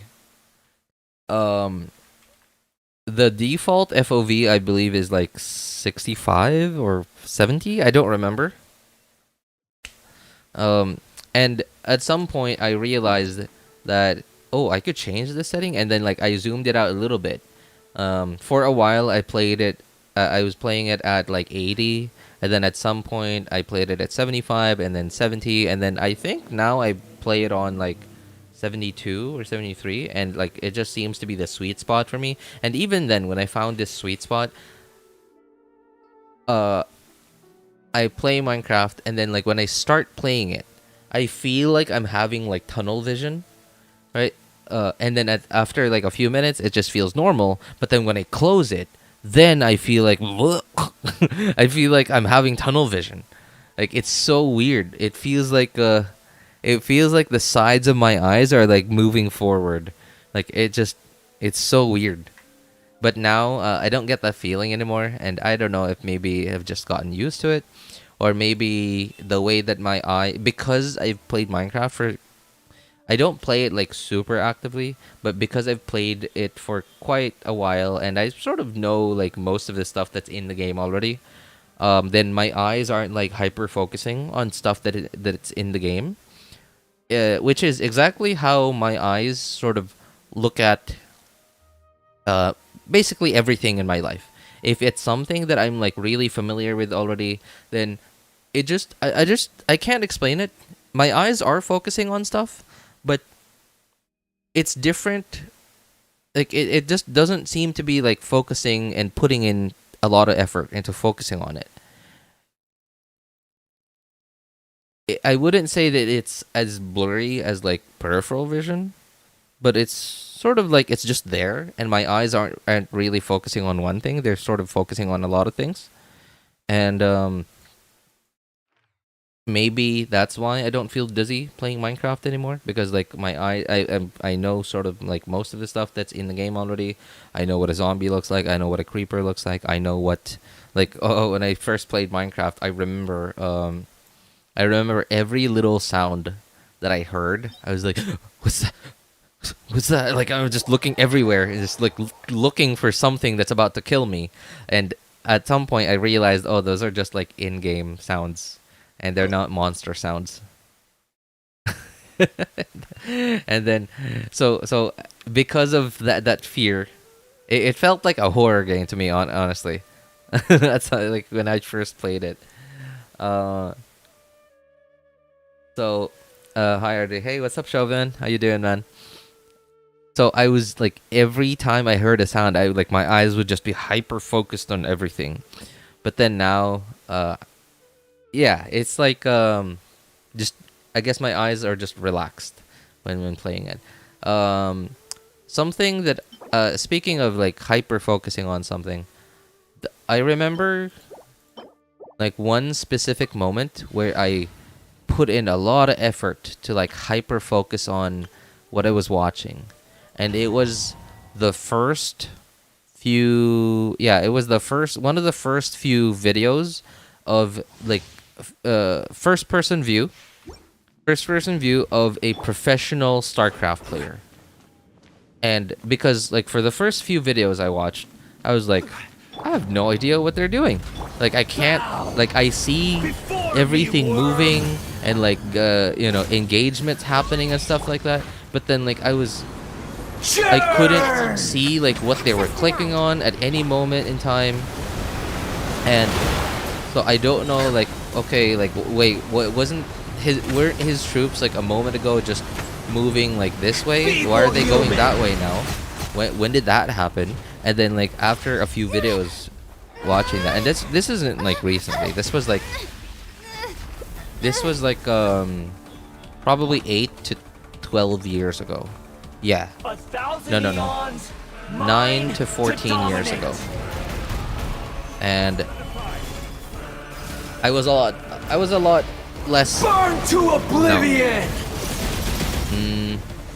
I was a lot less not smart. Wait. Kneel. yourself. Wait. I'm trying to see, like, does that statement make sense?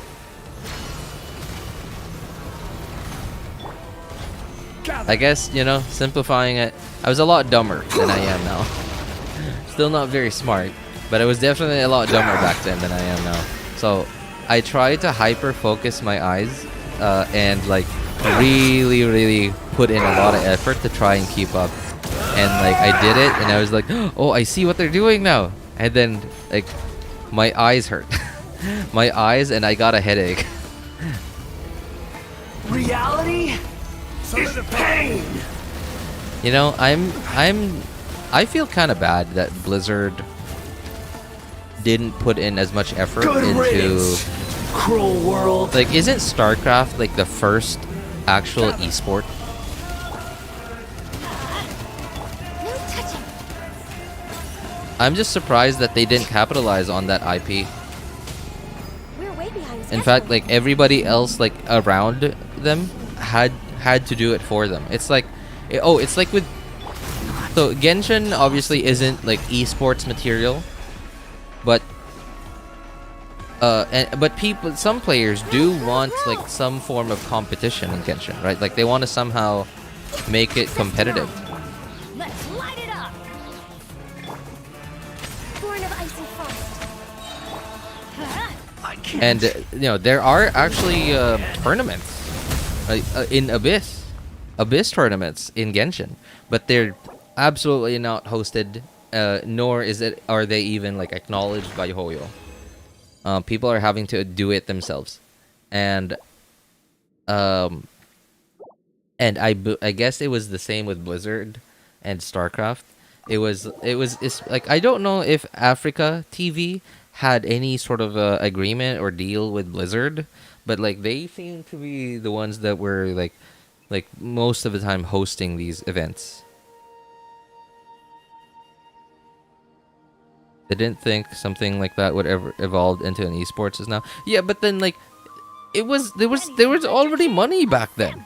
There was already some money in it a long time ago. Although I guess the thing was like, because the best players, like even today, right? Like nobody else from like any country in the world can even like compete with the Korean top StarCraft players.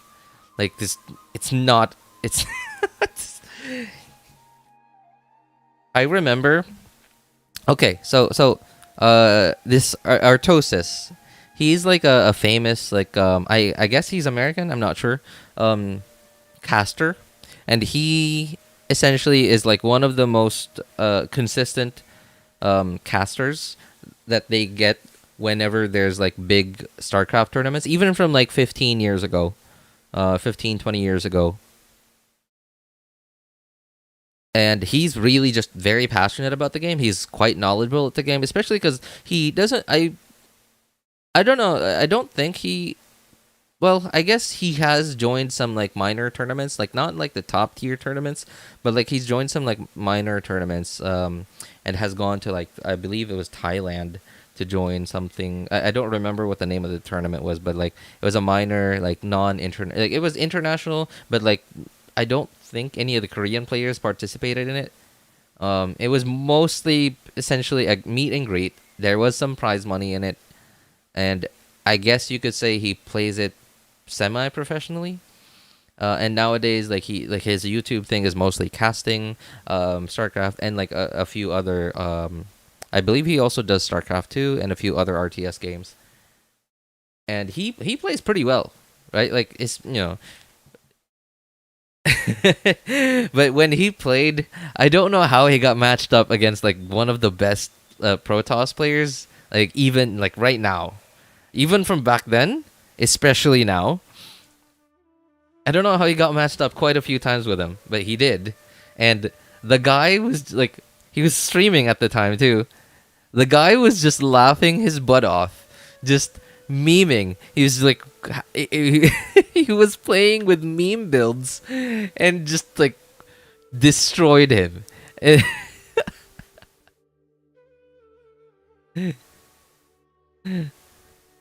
a TCG tournament, right? Is there? Wow. Wait, really? Yeah, I don't know. I'm guessing that maybe that's why Blizzard didn't like throw their hat in the ring, because like 99.9% of the top players in StarCraft Brood War were Koreans.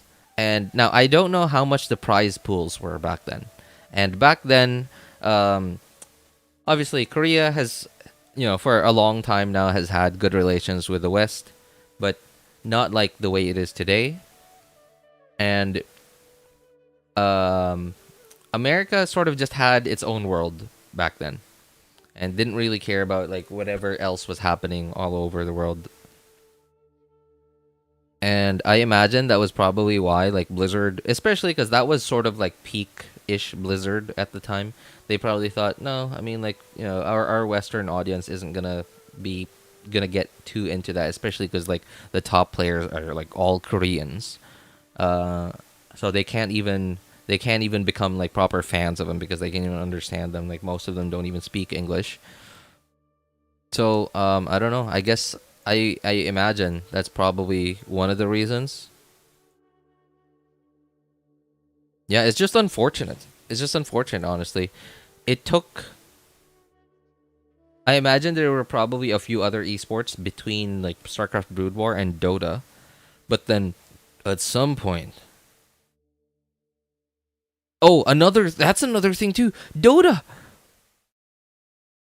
was created on Warcraft 3, Frozen Throne. It was played there for like forever. Blizzard did nothing. They did nothing about it. They had like a gigantic gold mine just sitting there, and they were like, "Okay, let the kids play." And they didn't do anything about it. Steam was like, man, I gotta hand it to Gabe. Like, not many people talk about Gabe Newell, but like, I don't know. Like,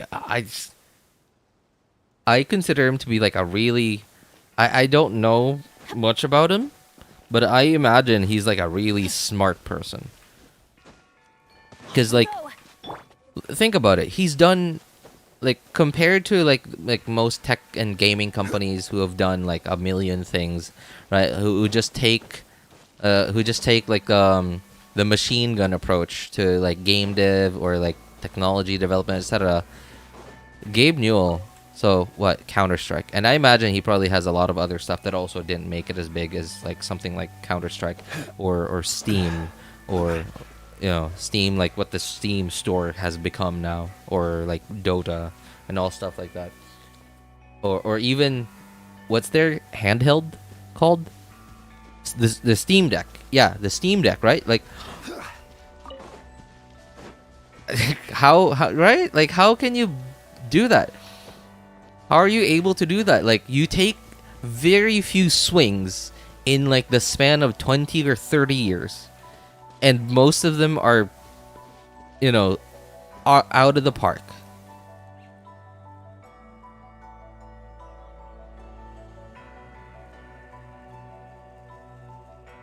They made like a trailer for that, if I remember correctly. Oh my god, really? Now, okay, I imagine Hoyo, I can't compare Hoyo to Blizzard in this case, because it's really clear to me that Hoyo does not ever want to have anything to do with competitiveness, right? Because I imagine they don't want competition to add to anxiety to the type of players that Hoyo seems to think Genshin attracts the most.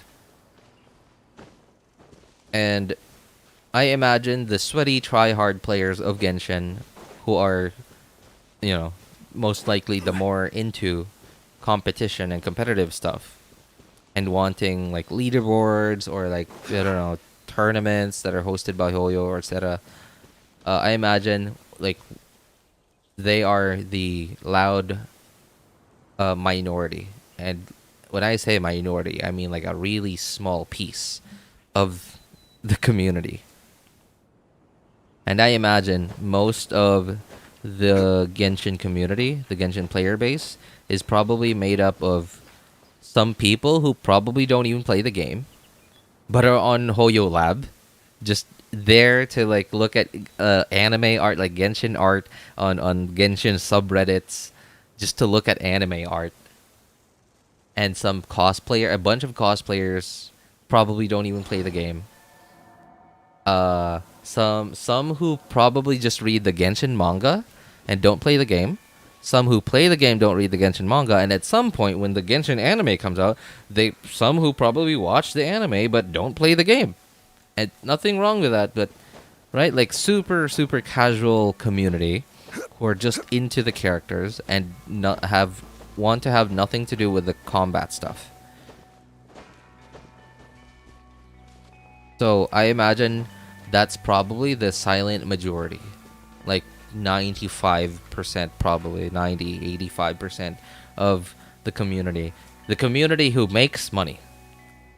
If I may add, the community who actually spends, because the sweaty tryhards, they don't need to spend a dime on Genshin. They're like, so a lot of us, like me specifically, if I spent $0 on Genshin, I literally have 2 F2P accounts that are worth the $0, and they're doing fine.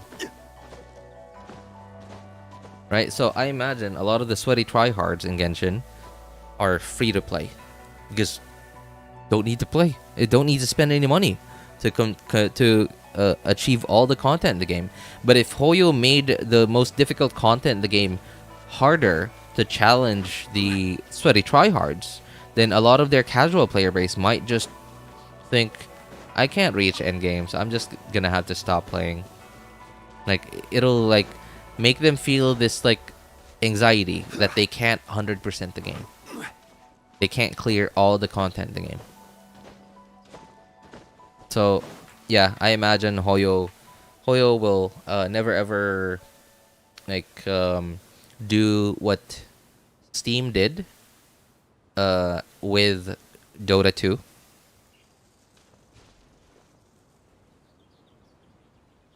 I remember I used to go to a computer shop, and I get invited to play with the local Dota boys whenever they lack players. You know, I don't think I ever played Dota with random people in a computer shop. Yeah. I don't know. I just even from the time that I was already playing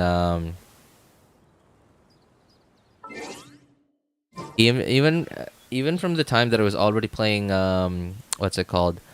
Dota and Rakion. Those are competitive video games. Boats are made for transferring commodities. I still did not like those them. that come across Liyue tend to Yeah, I still did not like competitive games, even from way back then. The only reason why I even played Dota and Rakion was just because I just wanted to belong to the group. You know, I was a teenager, right? I was a teenager, so I wanted to belong to the group. I wanted friends. I wanted people to hang out with and stuff like that. Same as I...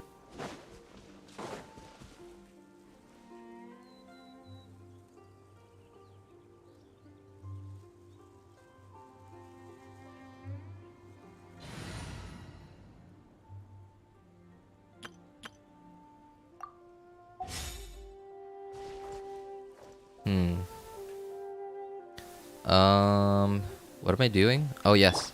Okay.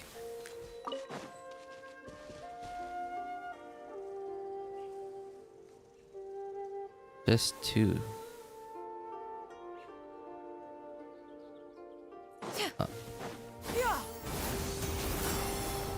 Yeah, so like I do remember getting invited to play, because like sometimes I would just be bored. I would just be at a computer shop, and I'd be bored, and I would just play against AI.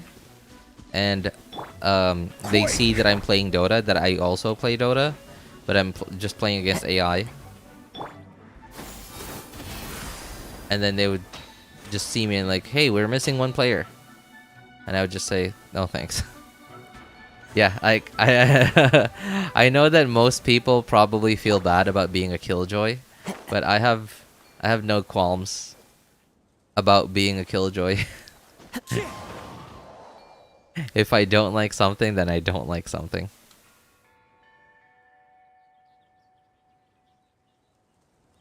Oh, I guess I already got this one.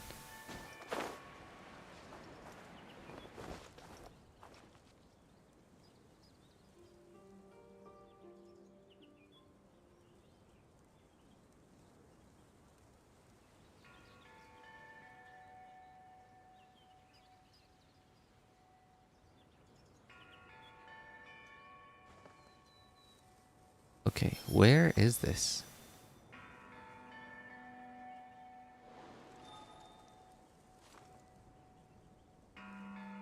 It's somewhere here. Oh, there it is.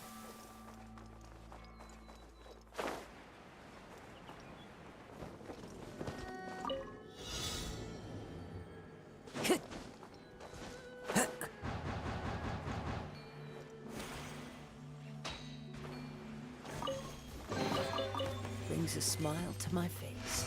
Where does this button go?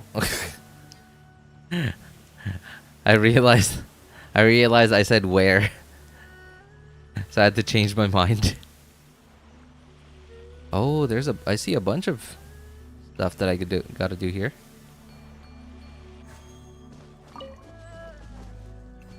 Oh, by the way, the first day the first time I ever came to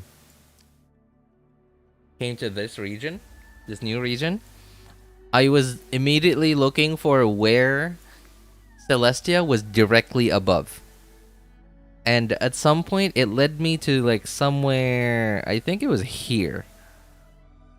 Although I can't say for sure it was directly below Celestia, but it looked like it.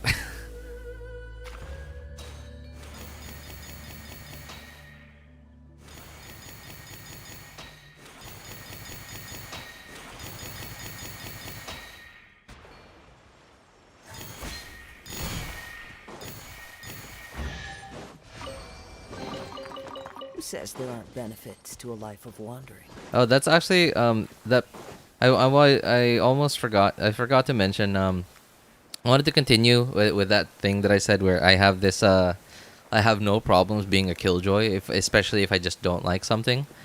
That's actually what made it so much easier for me to just quit drinking. Solidify.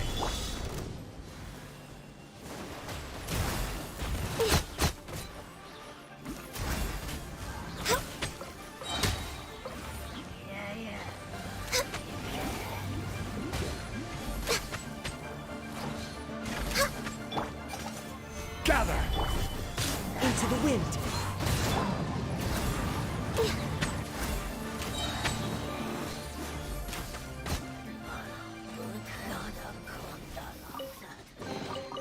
There's nothing wrong. You know how with breathing Filipinos in are, right? Like when the guys are, together, when the guys are getting together and they see you outside and you pass by, they will offer a shot. Even though like they're not drinking a lot or they're not, they don't have a lot to offer. Like they will offer you a shot. And like very often it's very like they will keep insisting. And me, I've gotten real good at saying no. To the point where I've gotten so good at it that none of my friends invite me over anymore.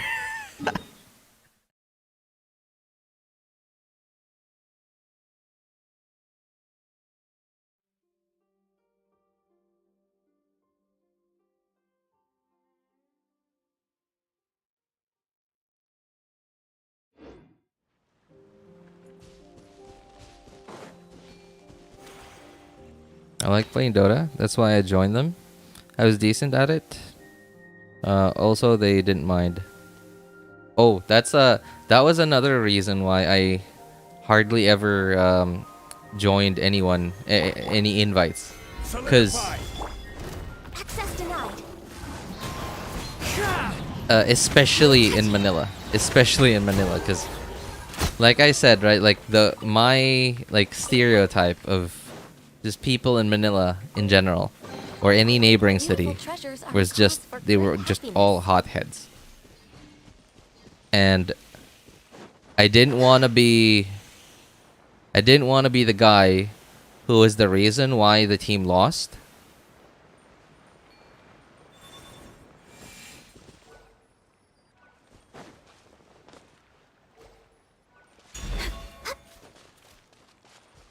Does that not reach? Oh, that sucks. Okay. Hang on. How do we do this? Next on the agenda. I didn't want to be the guy that was the reason why the team lost, and then they would just get frustrated. They would just get angry. Either that or like one of the carries who like was the reason our team won, and like the other guy, the other team would just get frustrated because like their buddies were like trash talking and stuff. I did not want to get involved with anything like that. Is another man's gem. Yeah, also I just sucked. So it was more often the other one. It was more often the prior. More often I would frustrate my teammates by just being terrible at the game.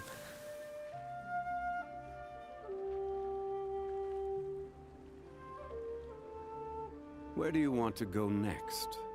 If you'd like to see Liyue's tourist spots, I have a few references.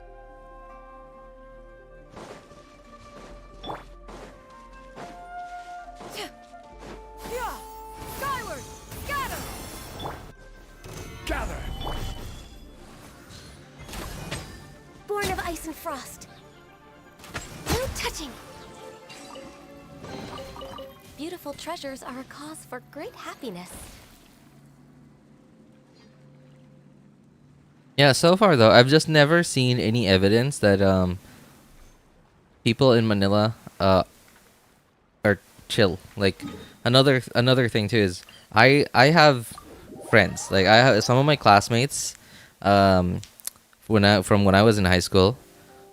They were really good at Dota, and I saw how good they were. And my cousins who live in Manila, they were born there, they grew up there, and they live there. They're good at it, but they're not that good at it. They're certainly a lot better than me, but they're not that good at it, and they are a lot louder than a lot of the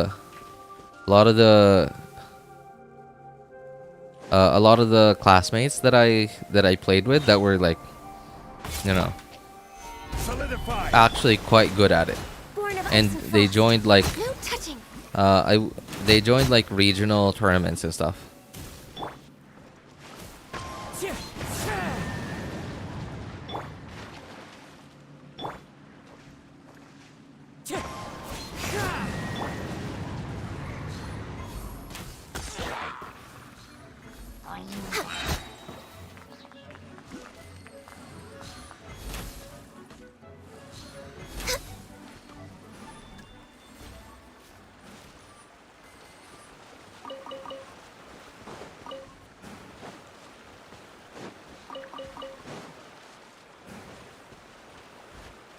Oh wow, that was that's really high.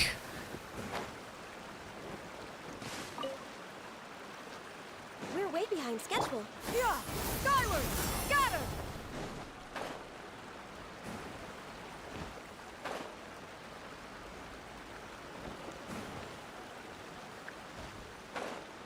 Where's the other totem? I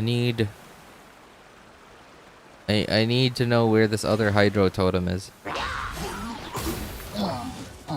Stabilize. I will have order.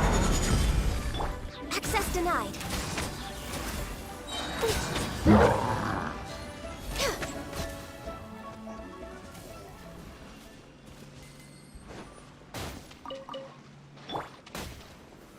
Solidify.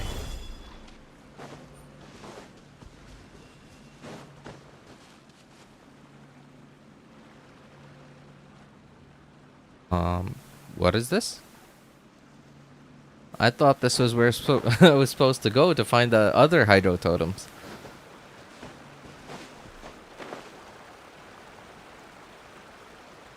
Did I miss where it is? Oh, I'm an idiot. Okay, there's the first one. Wind strike.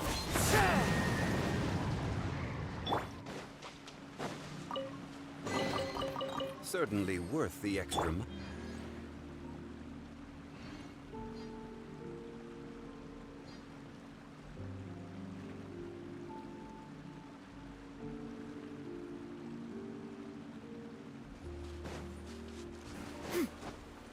Oh my god, that is so high. Do you still play Dota now, Shinrin? Dota 2?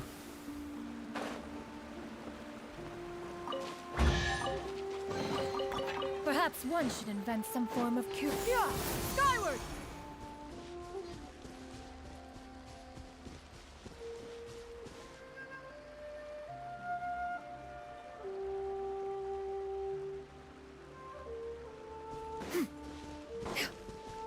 No. I see. What kind of games do you play nowadays? So obviously Genshin, right? But like, what else?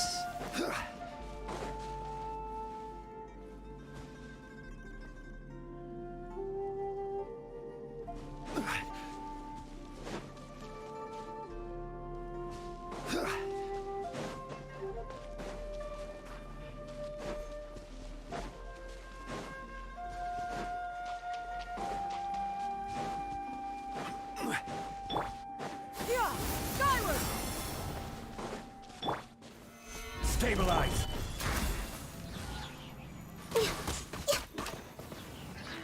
Born of ice and frost. What? I hate it when that happens. We're way behind schedule. Very often does that happen to me. When I aim and then I shoot and then like it goes right under their armpit.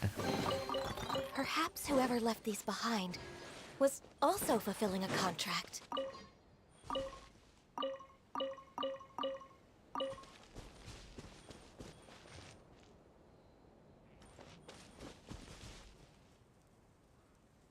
What did they say? Descend in the sky adorned with...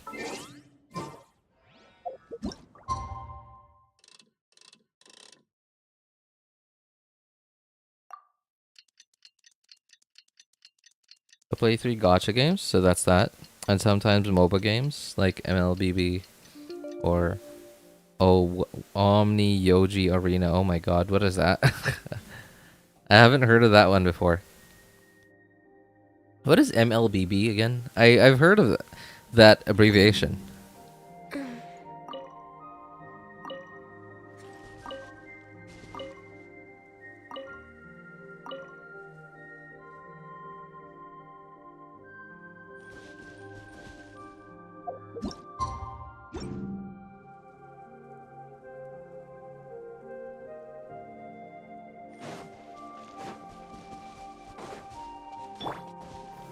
Gather.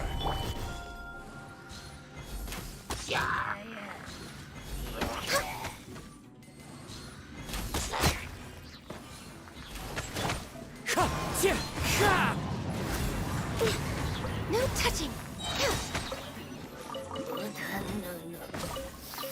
We're way behind schedule. Beautiful treasures are a cause for great happiness. Ganyu skin. Yes, it is. Follow the wind. Mobile Legends? Oh, I see, I see.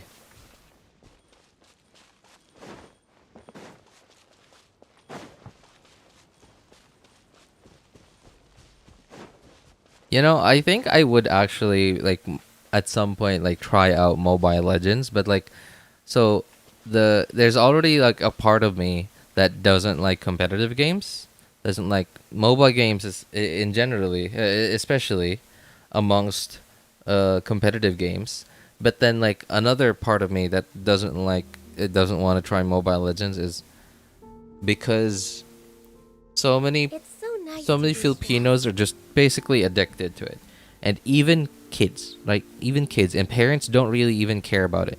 Like, they just give them the phone just to shut the kid up.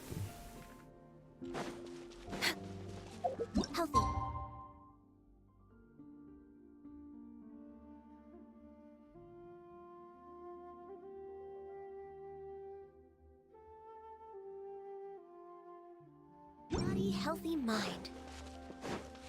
Just to keep the kids quiet, they give them the phone, and just, you know, they just do whatever they want.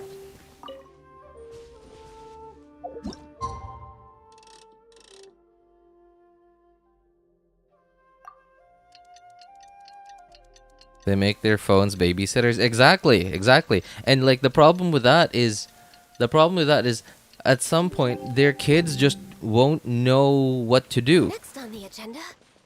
Their kids won't know what to do when there's no phone.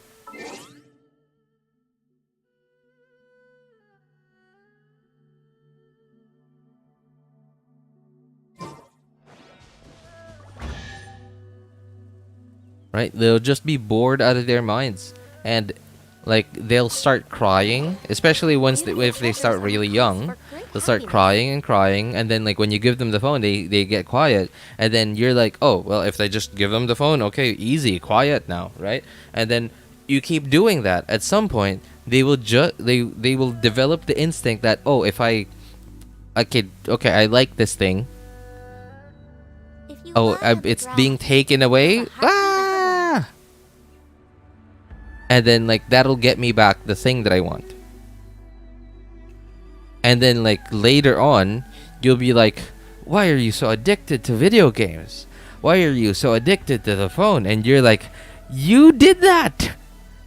That's your fault. I just got Lisa TCG card. Oh my god. Wait, I'm honestly surprised that you just got that, given how big of a fan you are of Lisa. Although, you know, that being said, I don't really know how like you get cards in TCG. Oh, hello, Xianyun. Oh, I already did this.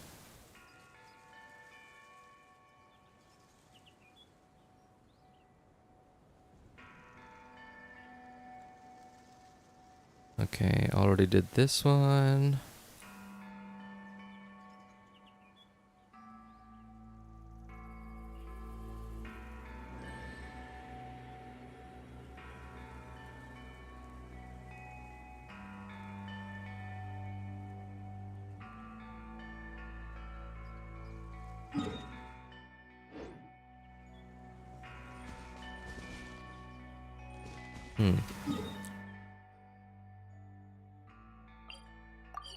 Nope, that's underground.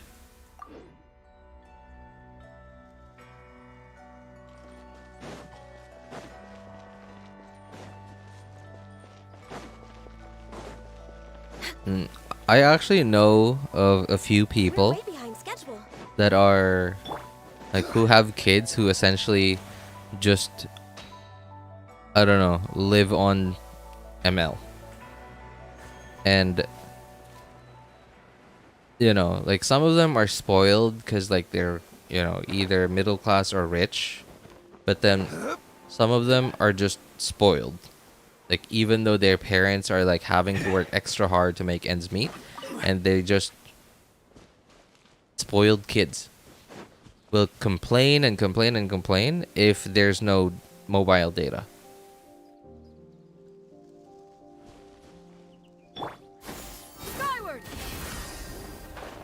And then the parents busy with life, you know, just trying to keep the household going, just don't have the time nor the energy to deal with it.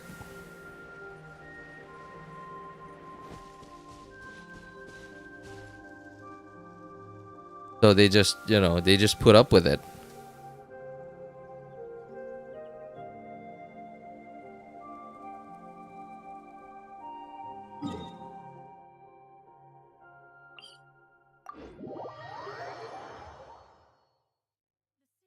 I don't know, my interest in TCG comes once in a blue moon.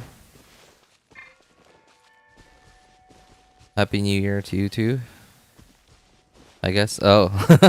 Oh, you mean like Chinese New Year? Yeah, sure, I guess that counts. Yeah, Happy New Year, man. I mean, I don't know if you're Chinese or not. If you are Chinese, then yeah, Happy New Year, man.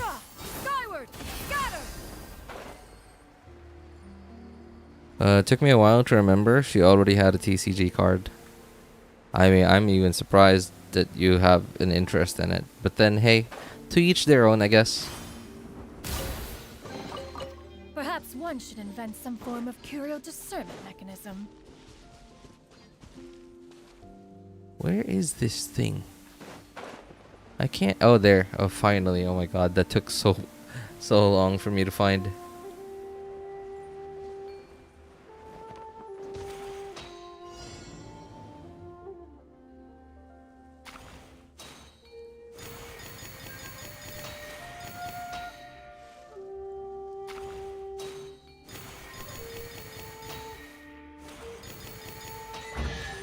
Oh, it's, you know.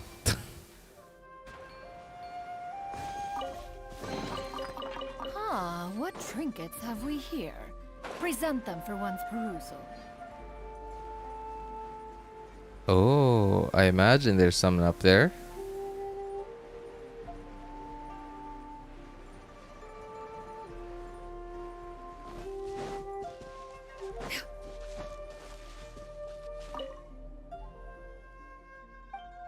When I first tried TCG, it was oops. It was that quest, like when TCG first launched. I just wanted to get rid of the quest, and then at the same time, like, part of me also thought, maybe it's good. And then I will say it is like a good game, yes, but it's just not for me. Just sitting there thinking about how to strategize the elements and stuff, and like who goes first and next, and what weapon cards to use and whatever. And then when I was like, sure, okay, this is my move, and just realized, oh, this did not work out as I thought it would.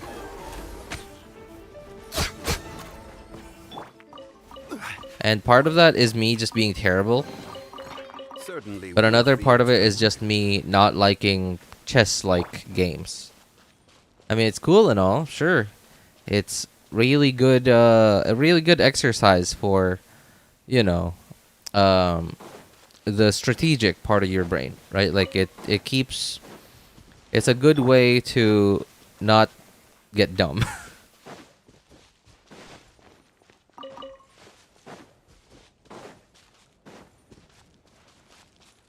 But it just isn't for me.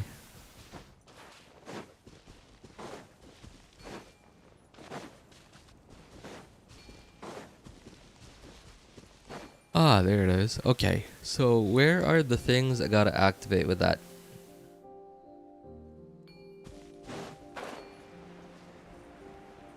There's one, there's two. That's it, really? It's just two?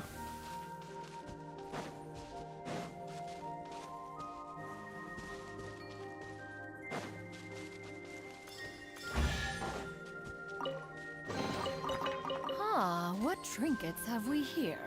Present them for one's perusal.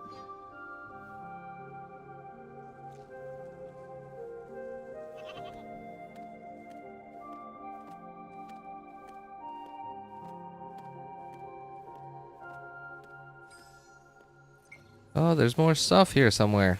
If I could just find this. There. Next on the agenda.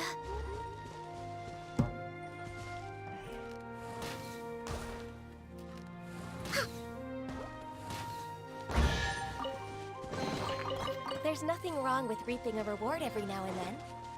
We're way behind schedule. I pity 62, 11 days left. Is it possible to hit soft pity?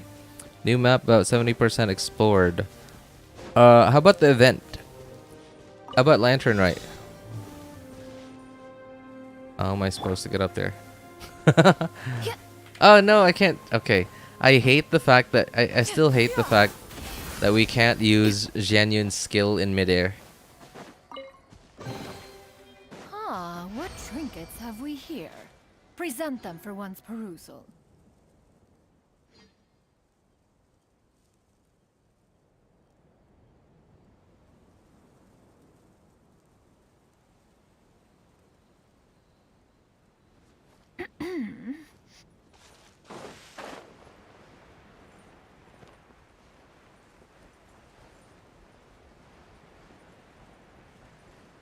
So apparently there's a challenge here. Where is this?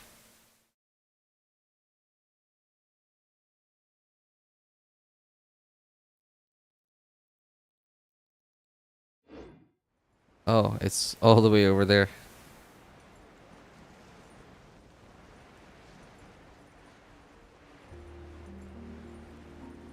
Everything done. All events, web events, everything. Abyss as well. Oh, jeez.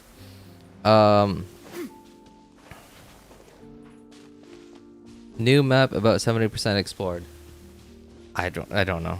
I mean, it's possible. Like, I don't know.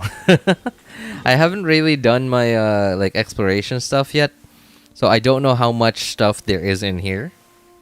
All I know is I've sort of done quite a few things already, but not like an insane amount, right? But then like it seems to have been enough to get to like 60 and 70% to whatever my exploration is now. So I imagine there's like if you're at 70-ish% exploration, I imagine there's probably not a lot left. Oh, what about your thing? Like this thing. Did you max this out just yet?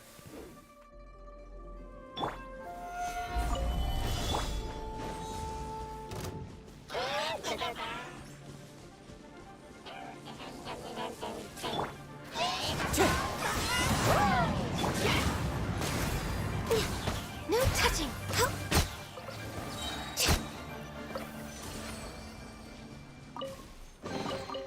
Perhaps whoever Okay, left these well, I behind imagine there's probably not a lot left fulfilling in a there. contract.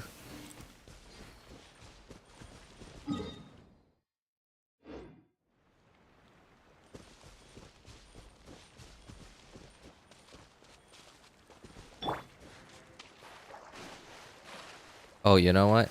Why am I even doing this? We have a character who can literally walk on water.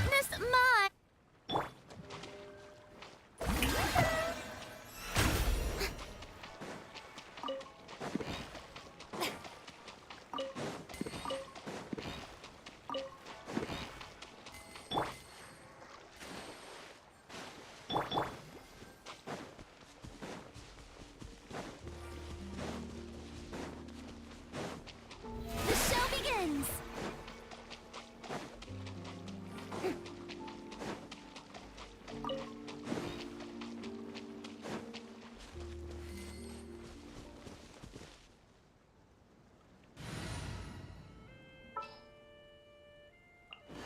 What are my orders? Only if Mihoyo decided to give her 3 wishes in the first half instead of the second half. I've calculated that by during events, Dailies, Abyss, again, get me 10 wishes. So is it possible to get at least 4 to 5 wishes from the stuff left? Maybe. Oh, no, I don't know. 4 to 5? I don't know about 4 to 5. Maybe 2, 3, or 4.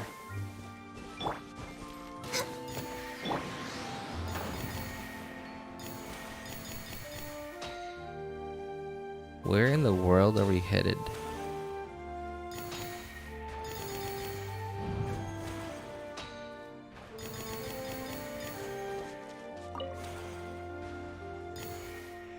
Oh my god. All of this for an exquisite chest.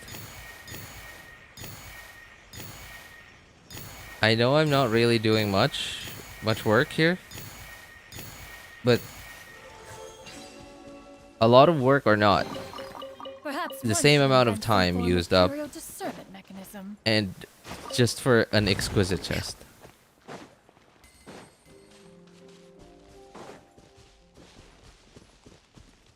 I thought I saw something shining over here somewhere.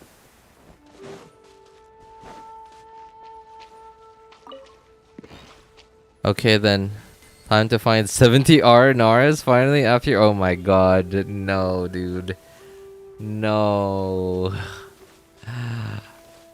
You know, I gave that one a try, and like really, wait, what? Why can I walk on this water? Why not that one over there?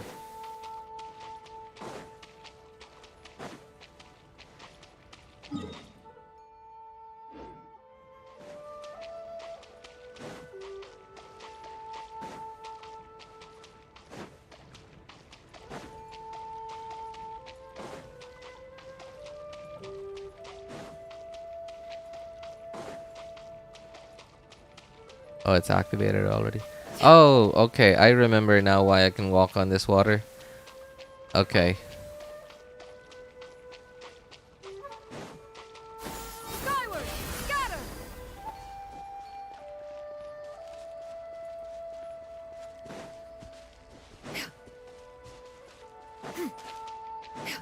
Yeah! Skyward! Scatter!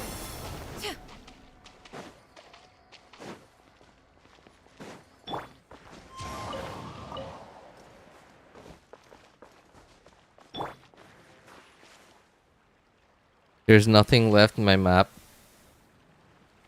Every map is 100%. I gave that one a try. The find the 70R Naras thing. And I don't know, I was pretty confident that I didn't mess it up. And somehow I missed one.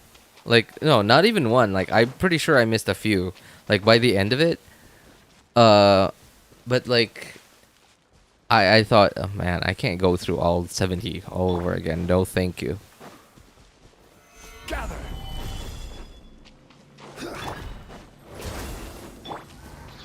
Into the wind.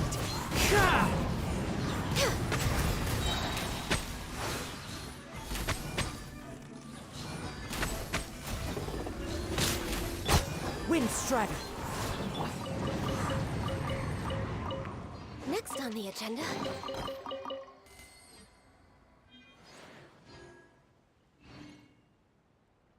Okay, I think that should be it.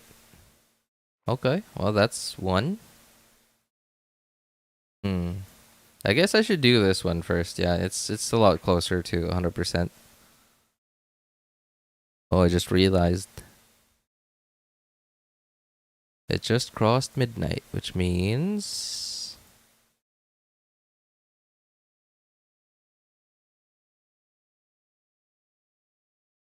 I can daily check in now.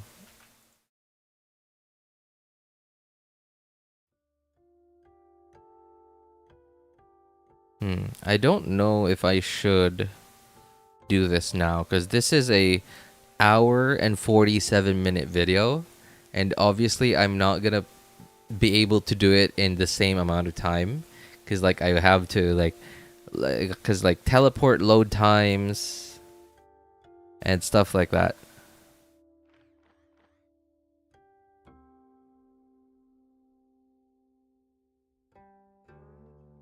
That's why I always mark after finding one. I mean, I did, yes. But then, like, because what I was doing is I wasn't following somebody's video on it. I was just, it was, like, one of those, like, game websites, like, guide things. And I was just following the list, like, just looking at the screenshots that they had. And quite a few of them I didn't find. So I thought, oh, maybe I found them already. Because, like, I didn't think much about the R&Rs while I was, like, just doing my regular exploration thing. Like, I was just doing the Archon quest and the big world quest and stuff. And I found some of them. And I didn't really think much of them. I just thought, okay, cool.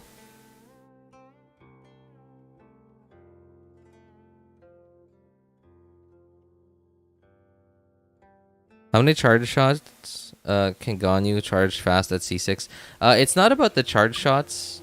You don't get charge shots at C6. What you get is it makes it so that after you press E, you get a free insta charge shot. So essentially, what you could do is you could do one, and then wait for you because like you get 2 charges of this at C2. Right? And it lasts for 30 seconds. So which means, okay, I have one, like, look, my wrist is glowing, which means I could have, okay, do one, do another one, and do another one. I could have up to 3.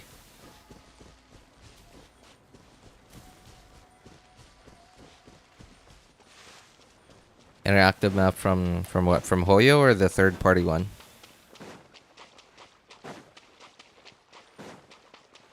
No, I don't think I'm ever going back to Sumeru to do exploration again. Sumeru is just way too convoluted for me. I wouldn't even know where to start. The only time I would probably ever do Sumeru is if Hoyo said, we're gonna take a break from development for like 12 months.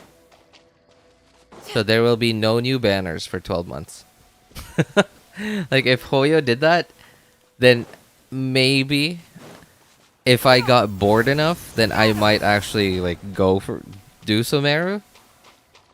I'll just like follow somebody's video on it and just, you know, turn off my brain and listen to a podcast or something. Maybe. But if that doesn't happen, then no, absolutely not. Everyone hates Sumeru. I mean, I like Sumeru aesthetically. The Archon quest in Sumeru was great, and I like Sumeru. I have nothing to do with. I have nothing against Sumeru. My problem with Sumeru is like the way they designed exploration in Sumeru. I don't hate the last two regions as much, like these two. I don't hate these two regions as much. I think they did a pretty good job with like integrating a lot of the chests and challenges and like all the shiny stuff to a place that you can sort of at least see or walk by or run by or whatever while you're doing the big world quests in there. And if not everything, then at least most of it, right? So like this exploration, I did not know like special exploration of the region. This was all just me going into dog mode while doing the big world quests there. I was just like, oh, head over here. Okay, teleport here, nearest teleporter, and like, ooh, shiny.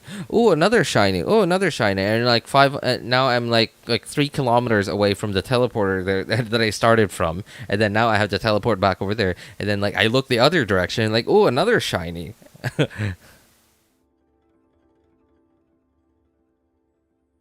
But I do understand why they designed Sumeru the way they did. Is they thought that people were interested in exploration for exploration's sake.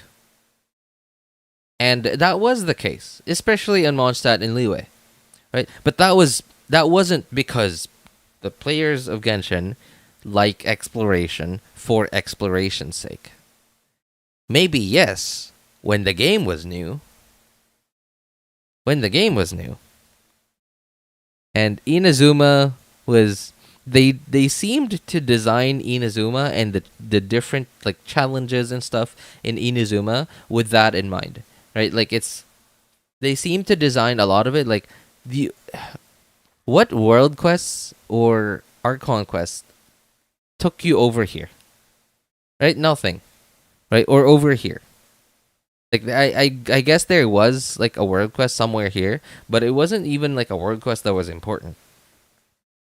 It was just a world quest that you would actually just come across and like you're like, ooh, a world quest, and you're like, oh, that's so cool. Wait, that's this and that. Like you would actually have to enjoy it for you to like explore this place, right? And it was just putting stuff where people would find it if they were just exploring for exploration's sake.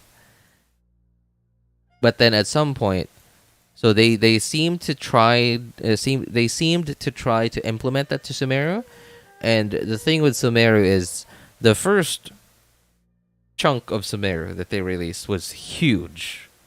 Not only that, but that was like alongside Archon Quest, obviously new region, the biggest world quest we've ever seen. And the biggest world quest so far. I think the biggest world quest that will ever be in Genshin. Yeah, I'm pretty sure they probably will not give us another world quest just like that again. Because, well, look at the amount of like stuff like the amount of exploration to do in here, right? They remember this is the last part of Sumeru, so they thought, a lot of players have barely explored a lot of these regions. Maybe it's too much content. You know what? Let's make less content. It'll give our developers less stuff to do, and maybe we could move some more of our developers over to developing ZZZ or Star Rail or whatever other games that are on the horizon. Right? And yeah, it was just a win-win for them. And then when they saw this region, and they probably noticed, a lot of players have high exploration. And then they applied the same principles to Sumeru, and again, and again.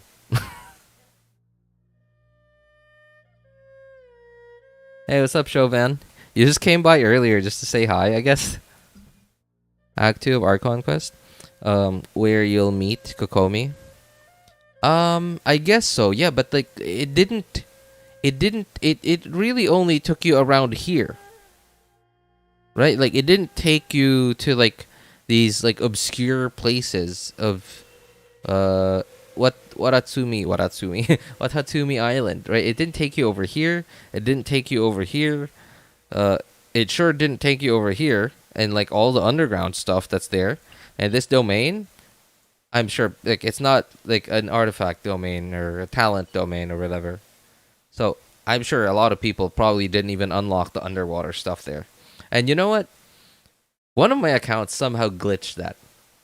Like, I somehow glitched this thing. I don't remember if it was the second or third account, but I'm never going to unlock like the underground stuff there on that account ever. I think it was because I lagged out, or if it was because my ping was so high at that time. But I somehow like went underground. I was able to interact with the domain, and it unlocked the teleport waypoint for me, but it's still all underwater.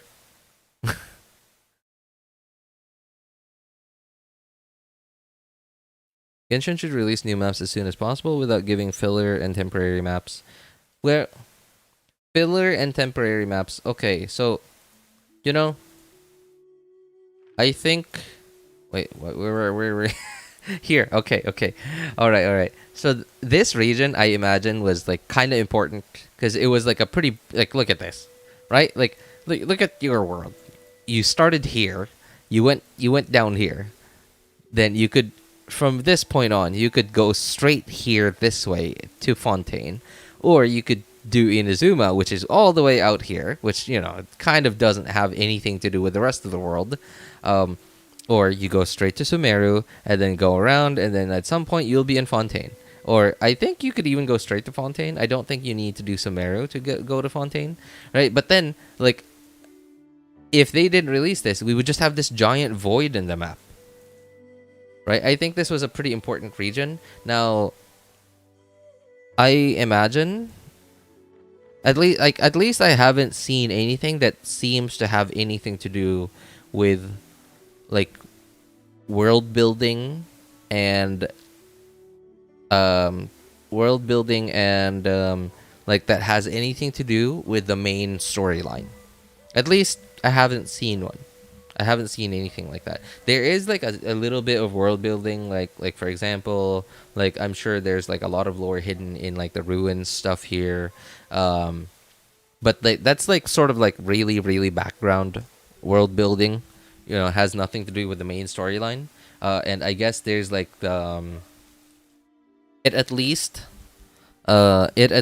opens up, or no, it at least finally shows us what Lieben was talking about way back when, whatever, whenever Lieben last had a rerun. When he talked about like, I go to Fontaine, I pass through a village, through which village was that? Qingce village. It was somewhere here through, and then he talked about like Chenyu Vale, and then like some village somewhere. Hang on, which Chaoying village? There you go, Chaoying village. Yeah, he would go through Qingce village, go to Chaoying village, to go to Fontaine, and yeah, I guess this is sort of paying that off. On top of like slowly filling in this giant void in the map. And at some point, I think we're going to get like quite a bit of filler somewhere here. Because from what I remember, it has been mentioned that the northern part of Mondstadt has some sort of port. Mondstadt does have a port.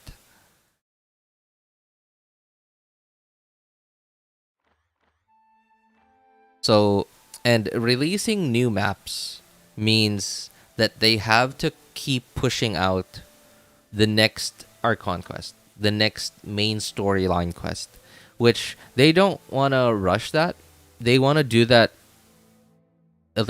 properly, at least, you know, according to their standards. They want to do that properly according to their standards. Because if they don't, they can't take it back, right? Like they can't take it back and then change like something that they think they messed up like 5 years down the line. That plus the fact that if they progress the main story, like if they rush through that, what's gonna happen when we finish the main story? What's gonna happen when Ether finally reunites with Lumine? What's gonna happen when we finally, you know, find out what happened to the Primordial one, or like we fight him or something, or we fight Paimon, whatever. Right? Like what's gonna happen then? Are we gonna get any more updates in the game? I don't know. It could be the end of the game if, like, for, you know, new game for you and me, yes, but Hoyo, they don't want to let this go. Hoyo is their Genshin is their cash cow. It's a cash cow. They milk it for money. Well, they milk us for money, but whatever, right? They don't want this to end. Like, look at Honkai Impact. I have no idea how they're still, you know, the story of... I don't know. Is the main story of Honkai Impact even finished? Also, hey, what's up, Bozan? How are you, man? I remember one of the kids who play Pirate will also move to Chaoying Village. Play Pirate? Wait. Pirate? Is that one of the kids, like, from here, like, from that daily commission who, I think that was here. Is that one of those kids? Same game with new story, new place. Yeah, they could do that, but then they'd have to write a whole entire main storyline for that all over again. And they'd have to like make another 10-year plan for that, which, you know, is not an easy thing to do. It's not something you could do just overnight. I'm sure it took them years to even come up with an idea for like what the world of Tevat would be like. Right, so like something similar to like an Avatar: The Last Airbender, right? I'm sure coming up with that idea did not happen in a short amount of time. The idea of like having 4 elements, 4 nations. These different nations would be based on a lot on like Chinese philosophy or whatever. And the different bending styles would be different martial arts and stuff like that, right? Like that doesn't happen. That it's, you know, it's not like you're just coming up with ideas for your high school project, right? You have to literally make a 10 to 20 year main story plan. Also, do you really want Genshin, like, after all the regions have been released? Do you really, like, at some point Genshin will be 130, 150 gigabytes? Do you really want them to keep going? I highly doubt they want to. I highly doubt they want to keep going. I highly doubt mobile phones will have enough storage for that in the far future.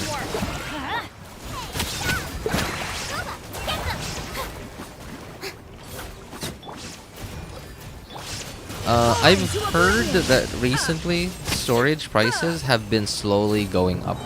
Like storage prices have just kept going down for like a very long time now, until recently when they seem to have started going up. And from what I've heard, it seems to be mostly because of just a lack of chips, and not because there's a lack of chips. It's mostly there's a lack of production of chips, because a lot of factories have decided to cut down on production, and that was like during COVID time. And now I haven't looked into that very much. I just sort of heard it as like hearsay, and it certainly does seem to reflect the price, because last year, I think, yeah, last year when Sumeru was released, I was pretty sure that Genshin wouldn't fit on my on the SSD that my OS is installed anymore. And I really did not want to play Genshin on my hard disk drive, because it's like load times are very slow, and I tried it a few times and it was just laggy.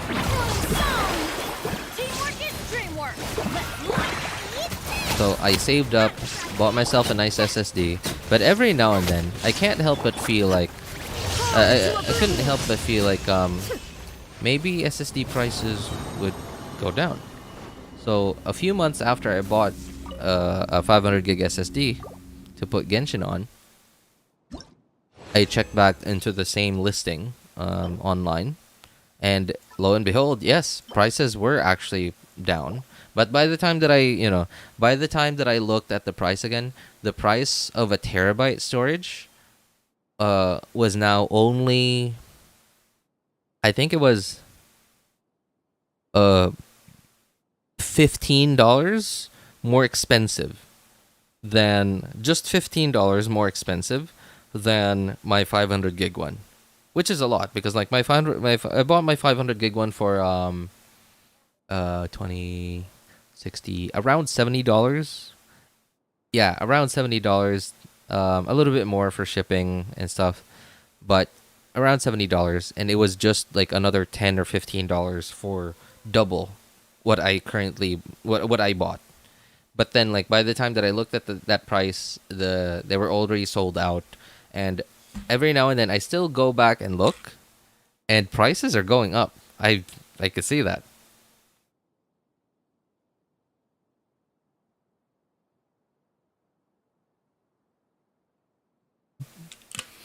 I imagine prices are probably going to keep going up, because similar to how, like, when oil prices went up when the Russia-Ukraine war started. So a lot of European countries wanted to cut back on their purchase of Russian oil. And which means their only other source, well, maybe not only other source, but like one of their like easiest alternative sources would be the Middle East. And the biggest source there, Saudi Arabia. And I remember the US went to Saudi Arabia, essentially asked, "Hey, could you increase your production and output and export to try and supply for what other countries are not buying from Russia anymore?" And they said no. They said no, because less supply and low supply and high demand equals high prices. And if you're earning more for essentially the same amount that you're producing, then why would you not keep that up?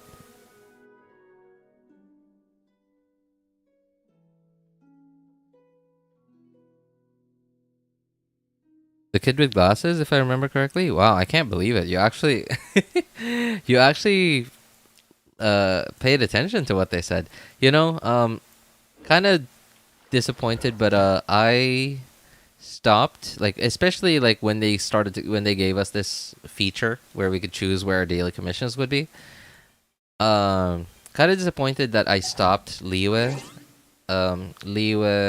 daily commissions as soon as that feature came out. But then when I did that, there were still quite a few. Oh wait, I think I got the achievement. Yeah, I think I got the achievement for that daily commission. But Whispers in the Wind. Isn't this? Oh no, this is the Mondstadt one. Oh, I guess I did finish that. Well, on this account at least. But like on my other accounts, I'm pretty sure there were still a few like daily commission things, daily commissions that had achievements that I didn't finish because I already moved out of doing daily commissions in Liyue and Mondstadt. Yeah, just like this one. I believe this is the one between like that blind girl in Mondstadt and like her like soldier boyfriend or something.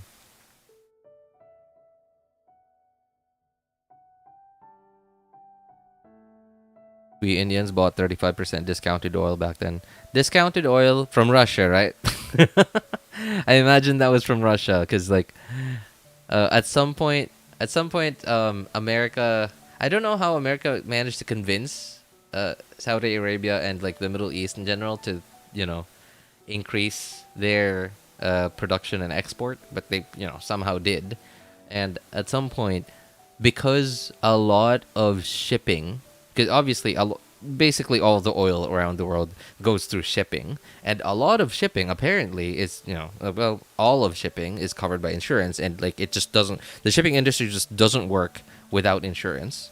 And apparently most of the insurance that covers, you know, that covers most of that is like from America.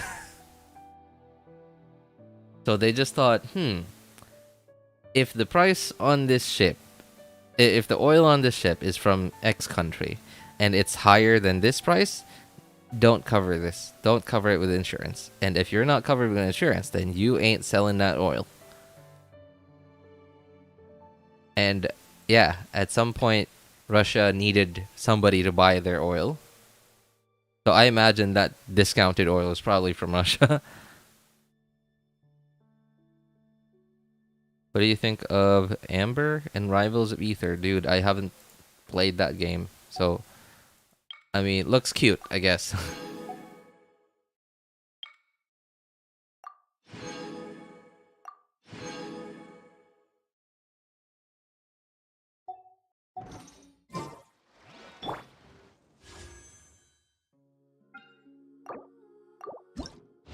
I have a dream. And that dream has not come yet.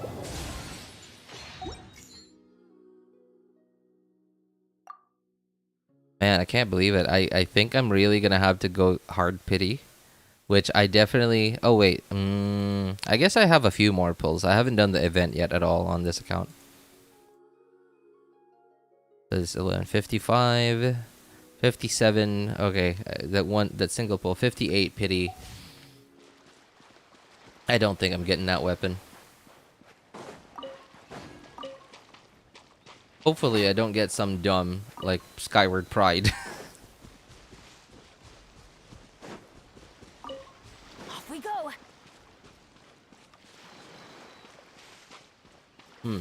Wait, has anyone tried Hyper Carry Raiden? Yeah, Hyper Carry Raiden. Bennett, Pujosara, and Xianyun. Just plunge Hyper Carry Raiden. Has anyone tried that? Does that even work? Hang on. How would the rotation even go? Yeah, no. I don't think I could do this evening. That's quite a lot. Quite a long video, and it's getting kind of late. Hang on. How long have we been going? Oh wow, we've already been going for 3 hours, huh? Didn't expect that. There is a web event, however. I guess I could do that now.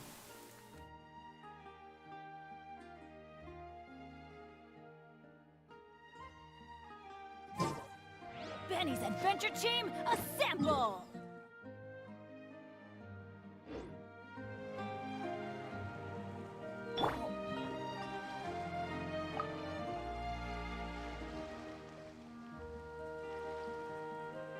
Yeah, from Russia.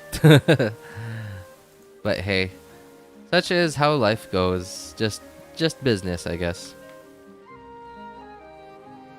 You know, I still don't understand like why countries just won't. Why countries just won't like give way to like other countries? Like and some countries will just not stop until like they get all their demands and end up, I don't know, like at a weird place where like, I don't know, why can't they just say, okay, could you cut me some slack? And then the other guy like, okay, thank you, and then like just, you know, just get along, right? Like what makes that so hard to do?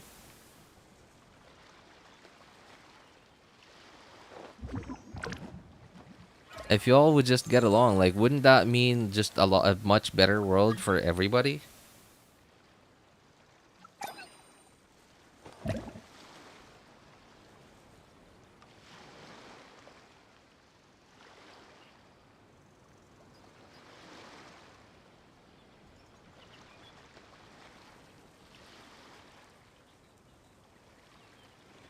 Oh, by the way, if you guys are wondering why I'm standing still, I'm doing the web event right now. Tea parties are a must for the well-mannered. If you'd like to learn the proper etiquette, I'd be happy to teach you.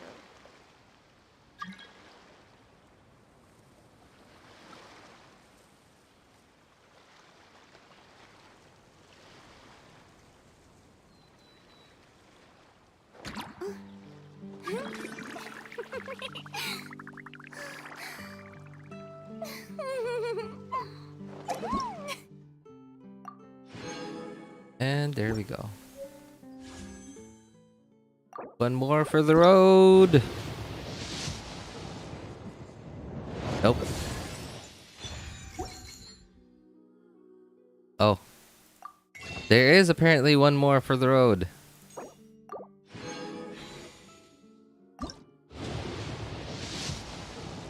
Still nope.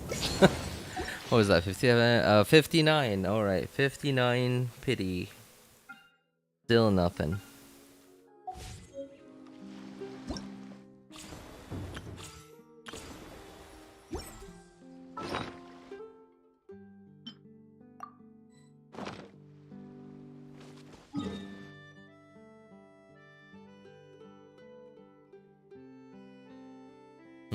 Was there anything else I needed to do?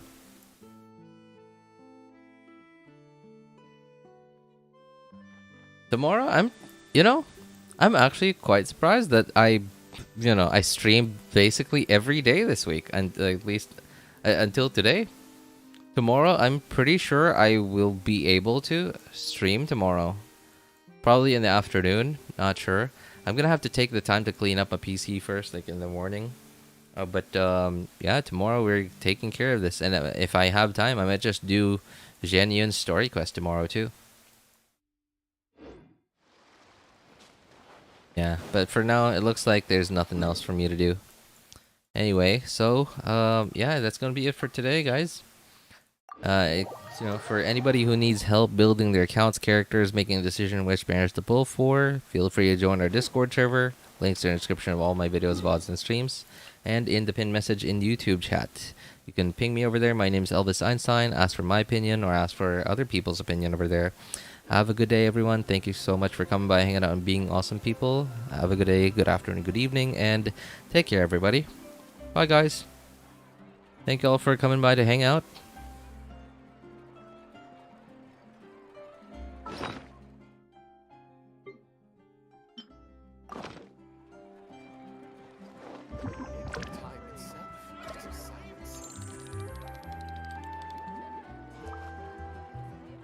Yeah, bye guys. Thank you.